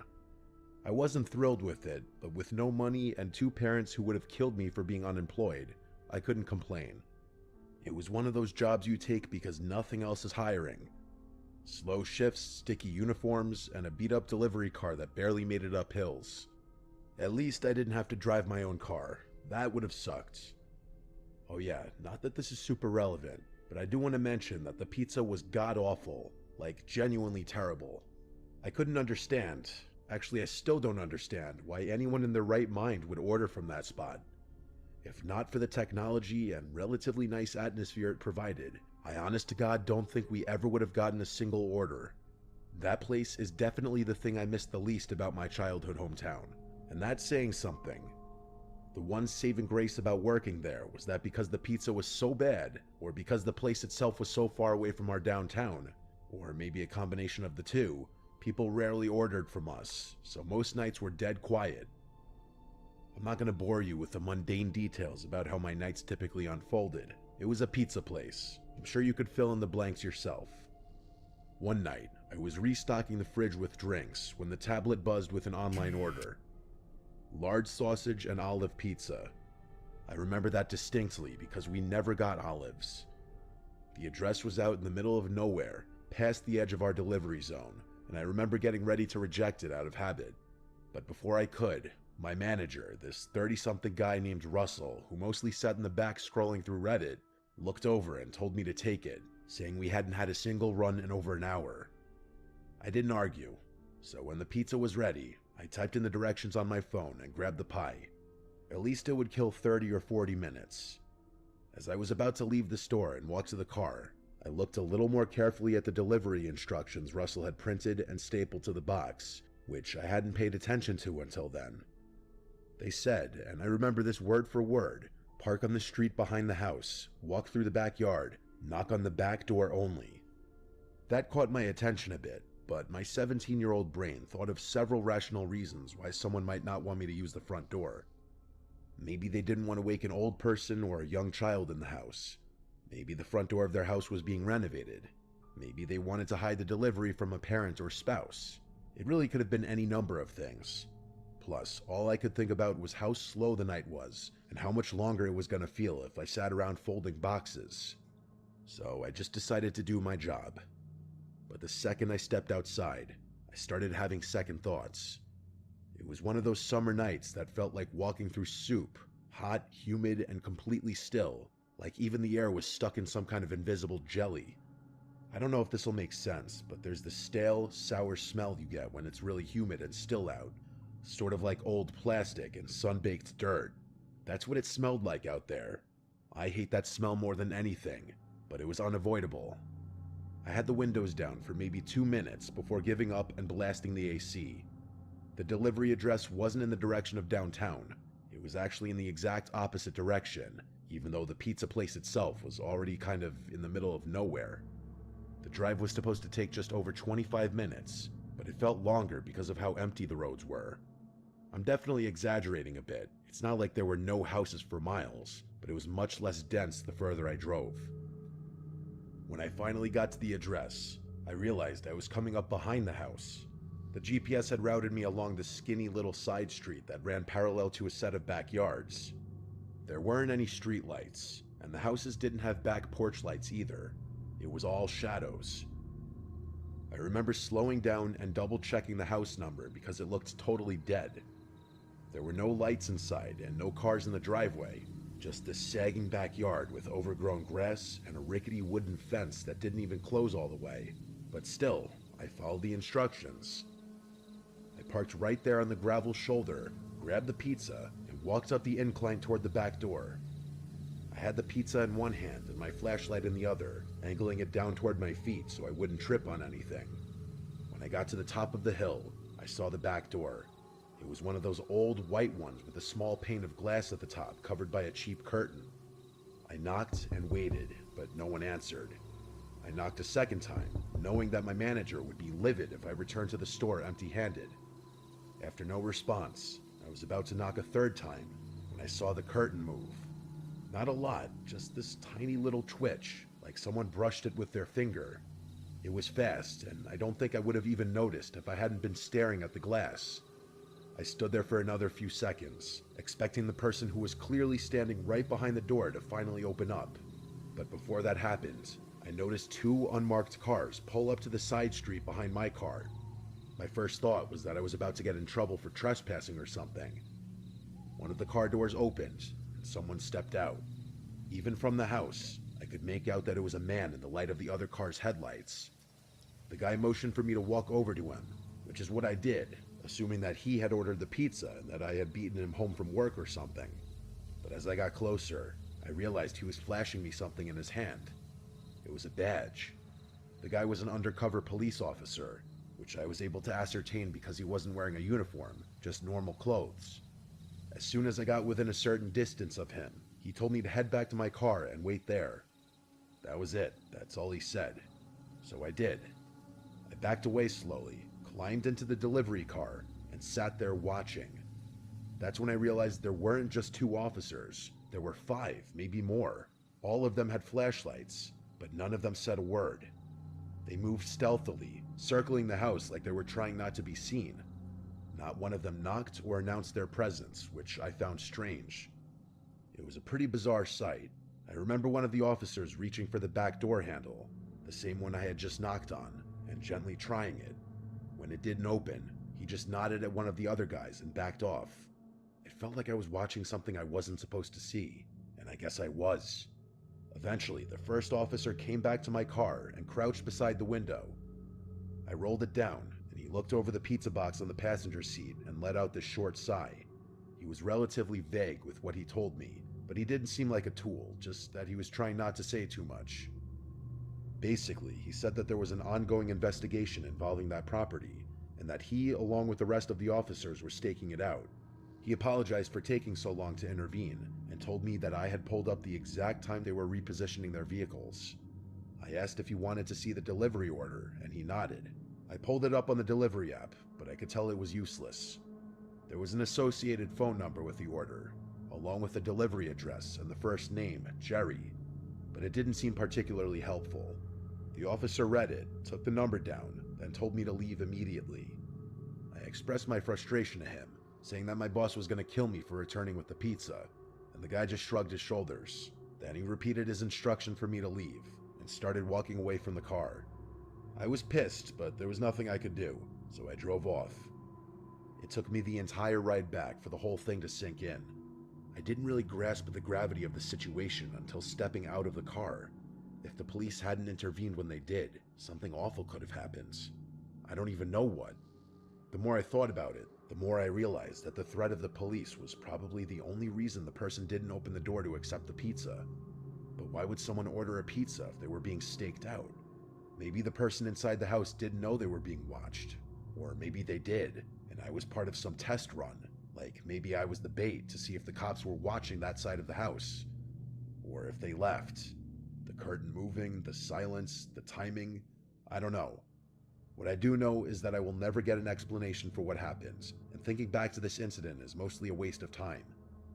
I probably would have forgotten all about this if one of my high school friends hadn't brought it up the other week. I didn't even remember it at first. It's probably best I forget about it again, but I figured I'd share it here before that happens.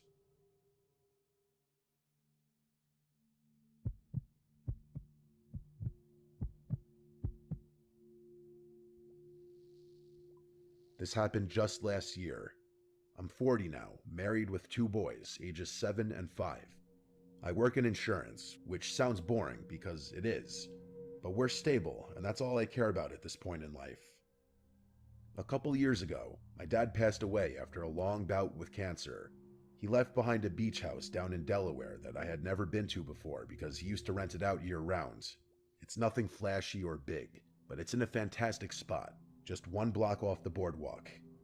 My favorite part about it by far is the upstairs back deck that provides a really nice view of the ocean. We started going there every summer after he passed, using it as our escape. A week here, weekend there, it became our little family tradition. As much as my wife and I love spending time there, the boys love it even more. They'll spend hours on end playing on the beach, riding bikes, and exploring the town. It feels like a gift, something my dad left behind for us to enjoy. This story takes place during one of those weeks last summer. We'd gone down in mid-July, a Sunday through Friday kind of thing, when the crowds would thin out midweek and the beach was a little quieter. I remember the night clearly. It was a Wednesday.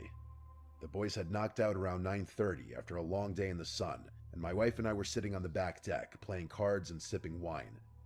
That's when our older son, Jordan, came outside. He had this uneasy look on his face. He told me he kept hearing a scratching noise in his room, and it was keeping him awake. I glanced at my wife, then set my glass down and stood up, telling him I'd go check it out. I told my wife to hang tight. I figured it was probably just generic house sounds. It is a pretty old house after all. The boys don't share a room, so I figured there was no need to wake our younger one. I followed Jordan downstairs to his room, and he pointed to the wall near his bed and motioned for me to be quiet. We both stood there for a while, and I didn't hear anything at first, but I didn't want him to think I didn't believe him, so I stood there a little while longer. After maybe 20 seconds, I finally heard it. Faint at first, but definitely there. A soft scratching sound, just like he had described. I crouched down and pressed my ear to the wall.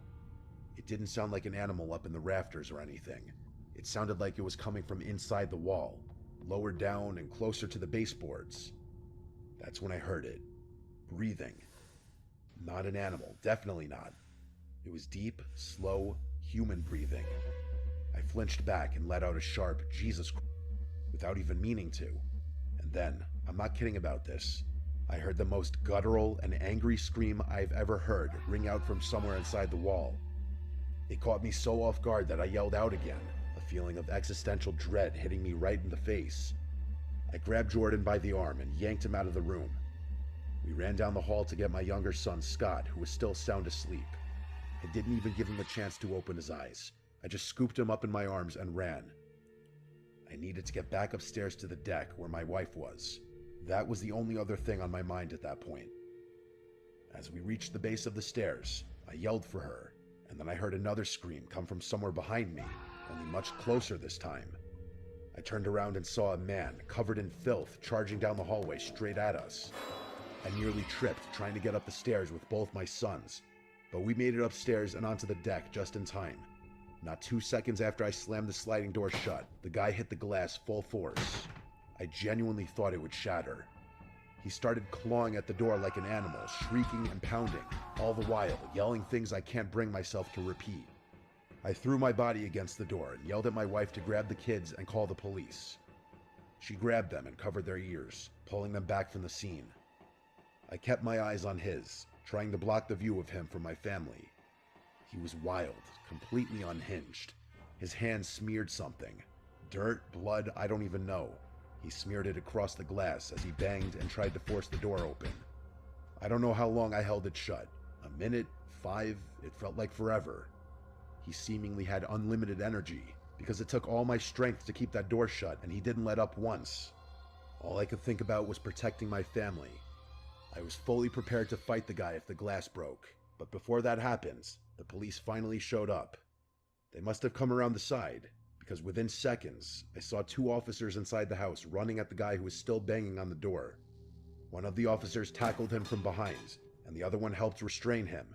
The rest of the night was a blur. After getting that guy out of my house and in the back of a police car, the officers asked me for my version of things, which I told them. Together, the 3 of us inspected the house to try and assess how that man had been inside the walls, and how he had gotten out so quickly. Turns out, the house has a crawl space I didn't know about. There's an entrance underneath the back porch that you wouldn't know was there unless you were looking. From there, it leads into a standing crawl space that runs alongside the foundation and has a second access point through a loose panel in Jordan's closet.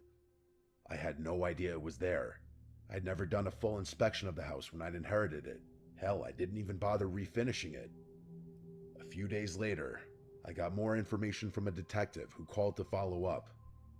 He told me the perpetrator admitted that he'd been staying in the crawl space for months, that he had discovered the crawl space entrance during the off-season, and was planning to harm my family that night for intruding on his, quote, new home.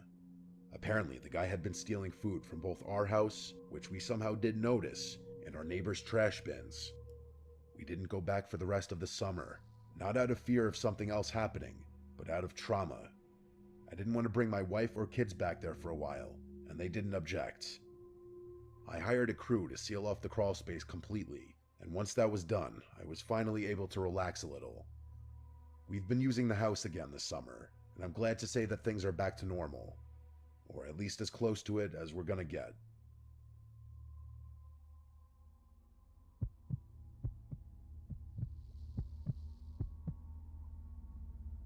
I grew up in a kind of rural area where you could ride your bike for miles without seeing another person.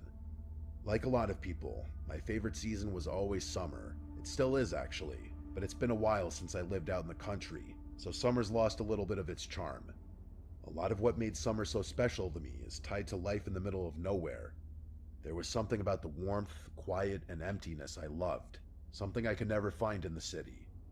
It's hard to explain, but I just felt so isolated, but in a good way. Like I had my own little corner of the earth, all to myself. Like I could disappear for hours and no one would know. Summer nights were always the best. The darkness added to the feeling of privacy and freedom that the little girl I used to be craved. I was 16 at the time. I had a friend back then named Taylor. She was a little more reckless than me, always pushing the limits in small ways. One random night in July, we decided to go stargazing. Just us, 2 bikes, and a bottle of wine. It wasn't the first time we had done something like this. Actually, it's something we did quite often. That is, until what I'm about to tell you happens. Come to think of it, this was probably one of the last times we went stargazing together. We didn't have a specific plan, just a direction. We wanted to go somewhere new, since the old spots were getting a little repetitive. Taylor said she knew a good spot past the edge of town, some abandoned stretch of farmland where nobody ever would bother us. It was sometime around 10 o'clock when we left. I'm not sure how long we biked, maybe 20 minutes, maybe 30, but we didn't stop until we were past anything even remotely civilized. At some point, Taylor just stopped her bike abruptly and told me we were here. I wasn't really sure what here meant, since there were no descriptive landmarks around, but it still felt perfect. Wide open field, no buildings, no fences, no cows, just a huge patch of grass and the endless starry sky. We spread out a blanket and popped the cork with the little opener Taylor had somehow remembered to bring. It was some cheap red wine that didn't taste all that good, but it did the job. We laid there for a while, passing the bottle back and forth, pointing out the few constellations we remembered by name. Our goal on nights like this was always the same: try and spot a shooting star. At one point, Taylor asked me if I thought we'd actually see one, and I told her probably not, but to keep looking anyway. They're not as uncommon out in the country where you can see so many stars, but you still have to pay attention. Shooting star or not though, we were having a great night. The wine was definitely doing its job, and I started feeling myself slipping into drunkenness. It was the kind of night that made you feel like time didn't exist, kind of like what I was talking about earlier. This isn't super relevant to the story, but it's one of the few things I remember about the night, so I'm going to quickly tell you anyway. There was a very brief moment that felt like a blip in the rhythm of the night. We were leaning back, and Taylor looked at me in this way that made me wonder if she wanted something more than friendship. Growing up, I always had that suspicion about her, but it was never motivated by anything more than curiosity. But that night, it felt a little stronger than I could recall it ever being. I didn't ask, didn't say anything. That kind of thing just wasn't talked about openly where we grew up. And besides, maybe I was just tipsy and reading too into things. Either way, it passed. We laughed about something dumb she said, and then looked up just in time to catch a shooting star streak across the sky. If anyone has ever seen a shooting star, they know the uncontrollable reaction it elicits.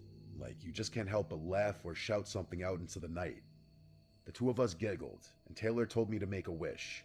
I don't remember what it was, probably something silly. We leaned back and talked for a few more minutes, our moods a little uplifted from seeing the shooting star. I closed my eyes for a moment, not to fall asleep, just to feel the breeze on my face for a second and settle further into the stillness. I swear on my life, my eyes were not closed for more than 5 seconds. But when I opened them, Taylor was gone. Like, gone. Not just off to pee or fiddling with her phone. She was actually gone. which I could tell from the fact that both she and her bike were nowhere in sight, even though mine was still sitting right next to the blanket. I sat up fast, thinking maybe she was messing with me, but even after turning a full 360, I couldn't see her. In that moment, I felt this unexplainable feeling of fear wash over me. The empty field I was sitting in suddenly felt suffocating, and the gentle charm of the night was replaced by panic. The stars looked dimmer, that's the part I can't forget. The sky was still there, but it felt off, like someone had turned the brightness down or smeared something over it, and the air felt colder too.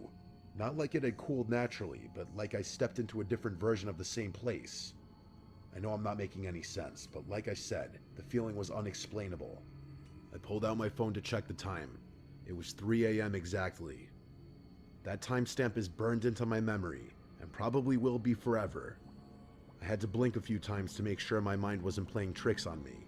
It hadn't even been midnight just a few minutes ago. I kept staring at the time on my phone, wondering if I had somehow fallen asleep. I knew I hadn't, but I couldn't be sure. Would Taylor really leave me there all alone though, even if I had fallen asleep? There was no way. She wouldn't have done that in a million years. I stood up, spun around.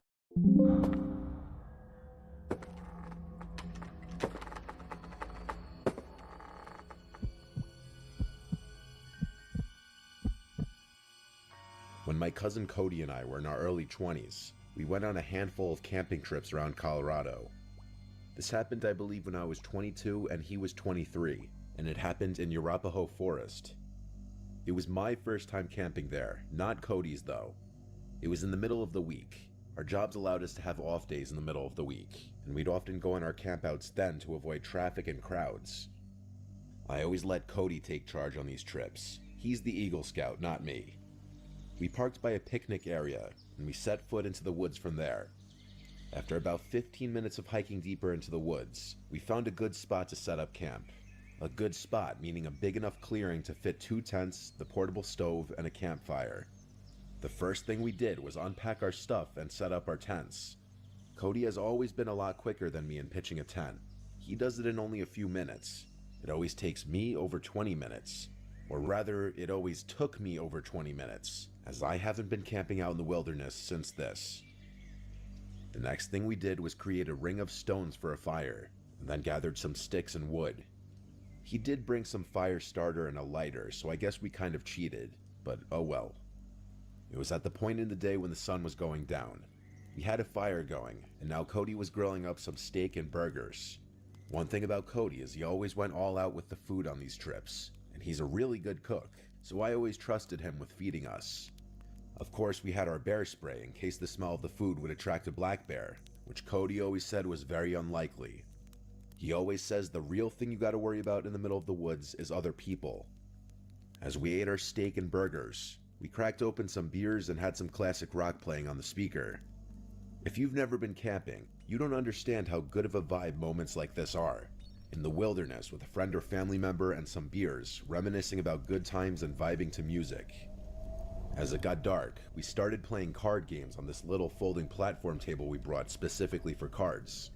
After playing more traditional card games, we started playing Uno, and this was when we heard something out in the woods. I paused the song on my phone so that the speaker would go silent. It was clear now. We heard a person humming and footsteps from beyond the trees in the pitch blackness of the forest. Cody urged me to find the flashlight. I tried, but by the time I found it, the sounds had faded away. I asked Cody if that was something to be concerned about, and he said it definitely was unusual for someone else to be this deep in the woods, let alone creepily walking by a campsite with an active campfire humming loudly. I was a bit shaken, and I saw Cody was too. We went back to playing cards with the music much lower now. When we least expected it, a big stick landing in the middle of our campsite made us both jump out of our skin. It didn't fall from a tree. This thing was thrown at us by someone. Cody started yelling something along the lines of, "Whoever's out there messing with us, get a life and f*** off." And then, footsteps could be heard once again in the distance. They were walking away from us. I said we should pack up camp and move somewhere else. He said absolutely not in the dark. We both had bear spray, and he advised to just keep it next to me in my tent when we go to sleep. It was the closest thing to ranged self-defense weapons we had. We kept hearing sounds like tree branches cracking in the distance, sounds that you would never expect an animal to be making. Someone was out there, maybe multiple people, that much was clear. We had to go to sleep eventually, so we agreed that maybe we should take turns staying up to keep watch to make sure that no one comes to our campsite and steals anything, or worse. Cody agreed to take first watch. He said he'd stay up and read his book. So I crawled into my tent and then my sleeping bag and went to sleep. Waking up in the middle of the night while camping is normal. You're in a cold, outdoor environment in an uncomfortable sleeping bag. Any number of things could wake you up. I didn't yet know what woke me up. I was still in a fog. My brain didn't feel fully woken up yet. I looked up and saw a head peering into my tent. It looked like Cody. I rubbed my eyes, but really it was the darkness that was preventing me from seeing anything of his face. I said, "Cody?" thinking he was waking me up to take my turn of keeping watch. I said groggily, "Is it my turn?" I stared at the head peering at me in my sleeping bag, slowly growing more awake every second. Then I heard the zipper to the tent quickly zip up, and his head disappeared. I laid back down in my sleeping bag, but only for a second. I suddenly had some weird moment of clarity where I shot to an upright position and listened as the footsteps walked away. "Cody," I said. He didn't answer. I unzipped my tent to peek out to the campsite. The fire was dead. Cody wasn't out there. I went over to Cody's tent, which was zipped up. I unzipped it and looked inside to see Cody fast asleep in his sleeping bag. I got chills, goosebumps, whatever you want to call it. I almost shit myself at the realization. I started shaking him awake, and when he finally awoke, I told him someone's here, at the campsite. It took him a minute to come back to reality just like I did, but when he did, he grabbed his bear spray. He said he must have dozed off while reading. He said I should sleep in the tent with him tonight, but to do that, I'd need my sleeping bag. He came outside of the tent with me and stood watch as I ran to my tent to grab my sleeping bag. In my tent, grabbing my sleeping bag, I heard that goddamn humming again from outside. I grabbed it and Cody whispered at me to hurry up. I said, "You hear that too?" He said yes. We both got back in his tent and zipped it up, with our cans of bear spray by our sides. I tell you, in those moments, I wanted nothing more than for a bear to come and save the day. The hours dragged on as I stayed up while Cody slept. After 3 long, horrible hours, I woke him up and we switched. When Cody woke me up, it was almost dawn. There was light outside. So we packed everything up, and by the time we were done, there was plenty of light to hike back to the car. While we could have driven somewhere else and had another night of camping elsewhere, neither of us were feeling it anymore. This was a haunting experience, and I think we both just wanted to be in the safety of our houses. It's been 6 years since this happened, and he's hit me up a few times since then about camping, but I haven't really had interest since this experience. People are just too scary. Why was someone out there stalking our campsite? And the sight of that person's head in the dark, just looking into my tent, it was straight up from a nightmare. I may never go camping again, honestly.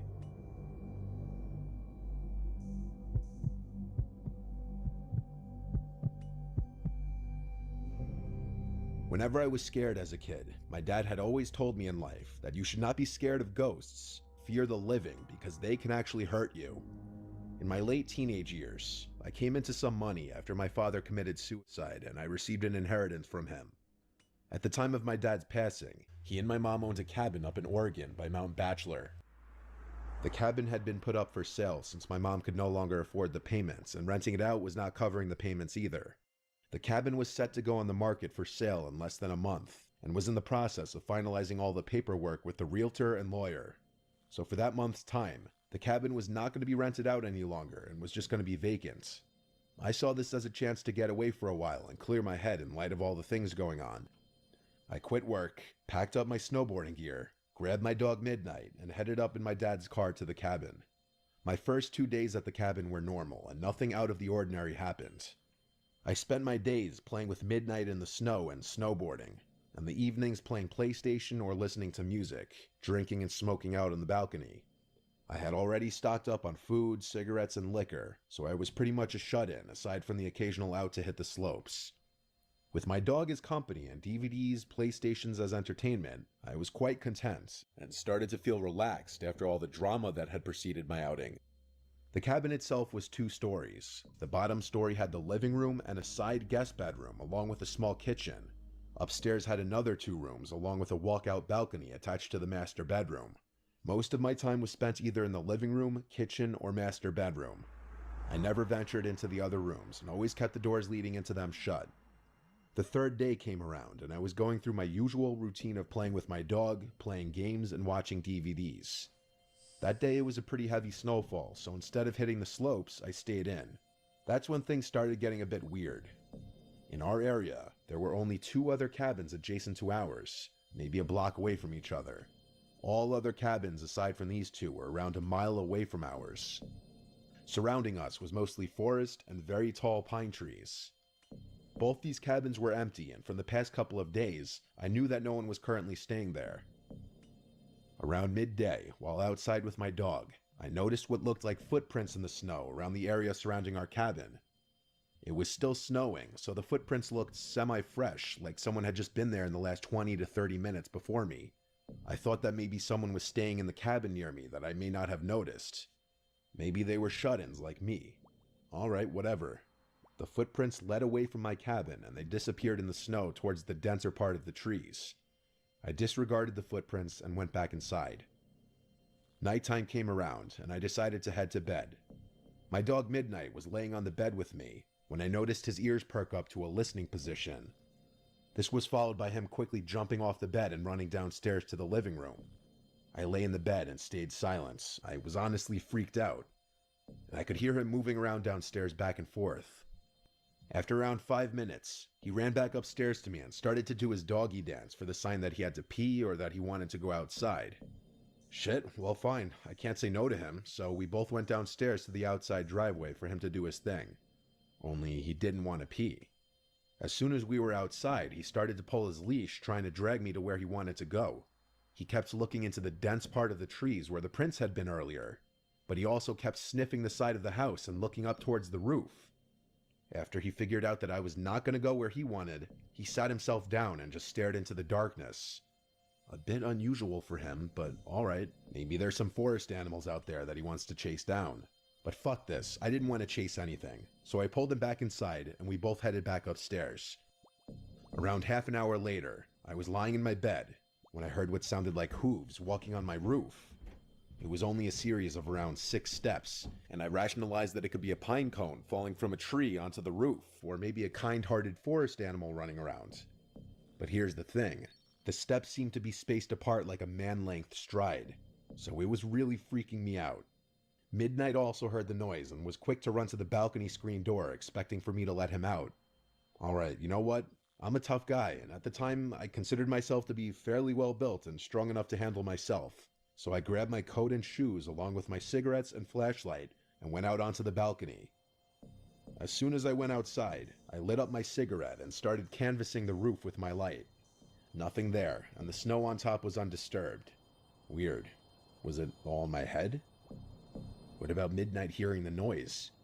Maybe he was feeding off my paranoia. I started to calm down and relax again. My eyes started to adjust to the darkness, and I kept smoking and just staring at the stars and trees next to our cabin. That's when I saw it. In a tree that was a little taller than our cabin and around 20 feet from the balcony, I saw what looked like a man crouched in a squatting position in between 2 branches. It looked really tall, like 8 or 9 feet, and it was really fucking skinny.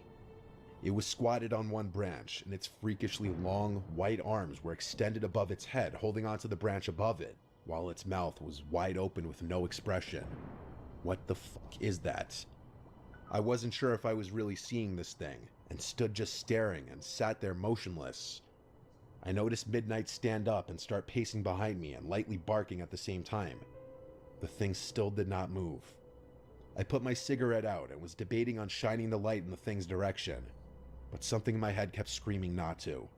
So I walked backwards to the inside of the room and pulled Midnight with me. Once inside, I locked the door and shined the light in the thing's direction. but there was nothing there. I shut the curtains to the screen door and retreated back to bed. But later on in the night, I heard some light tapping at the screen door, like someone was tapping on the glass with their fingers. It was consistent and did not stop for nearly an hour. Midnight seemed to stare at the door, but he wouldn't go near it anymore. The weirdest part was that I had a feeling like someone was inviting me to open that door, but at the same time, I kept hearing my dad's voice in my head, telling me to stay in bed and don't do it. I listened to my dad's voice and just stayed where I was. I passed out eventually and woke up in the morning. It didn't take me long to pack everything and get the hell out of there.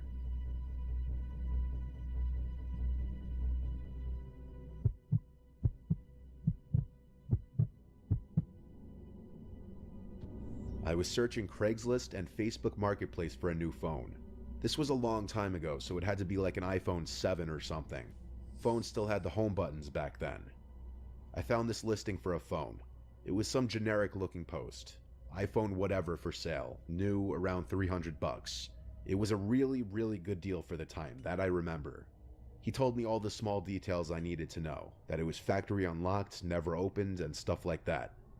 He sent me a video of the box too, still sealed. The guy, whose name was Melvin, seemed nice and easy to talk to over text. I got his number and we discussed a pickup point. His location on the Facebook ad was much closer to me, but over text he was telling me he was only there this morning, and now he went about an hour north. I wasn't happy about this, but this was a really good deal and I didn't want to pass it up. I started asking a bunch of friends if they'd want to come on an adventure with me. Really just a way of making the chore of accompanying me for an hour drive seem fun. My friend Martina actually agreed to come with, on the promise that I buy her food for coming. So this Melvin guy sent me the address of a police precinct about an hour away, saying he only does deals in police precinct parking lots to avoid scams. I obviously had no problem with this. In fact, it made me feel a little more confident in this whole thing. I picked up Martina on the way around 8:30 at night, and off we went. She being in the car and having someone to talk to made the trip more fun. It was also a Friday night, so afterwards we could go out and do whatever we wanted. When I got off the highway, we were about 10 minutes away, and we found ourselves in a very secluded, quiet area. It seemed like a lot of different wooded areas. Occasional buildings and houses, and then more woods. We got to the police precinct, and there was no one visibly parked in the parking lot, besides empty police cars, of course.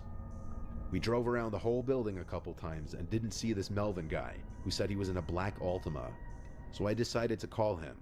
He picked up and said he's having issues with his car on the side of the road, and asked if I could come to him. He sent his location and I checked it. He was on the side of some random road with nothing on either side, and by nothing I mean woods. That's the kind of area we were in. He asked me to come help him jump his car. He had jumper cables.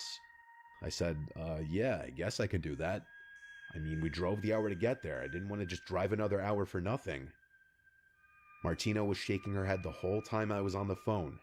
The guy said, see you soon, and hung up. Martina then basically screamed, no way, this is sketchy, we're going home. I told her we'll just drive past the location he sent and see what's up. I did agree with her though. This seemed incredibly sketchy. I just was very upset if we drove 2 hours for nothing. We did drive to the location, and when we got to it, we saw the reflection of a car's front lights coming up on the pitch black road we found ourselves on. As we got closer, I slowed down, and it was in fact a black car, but we couldn't see anyone inside or outside of it. Mind you, it was very dark, but I feel like we would have seen someone's head on the inside or something.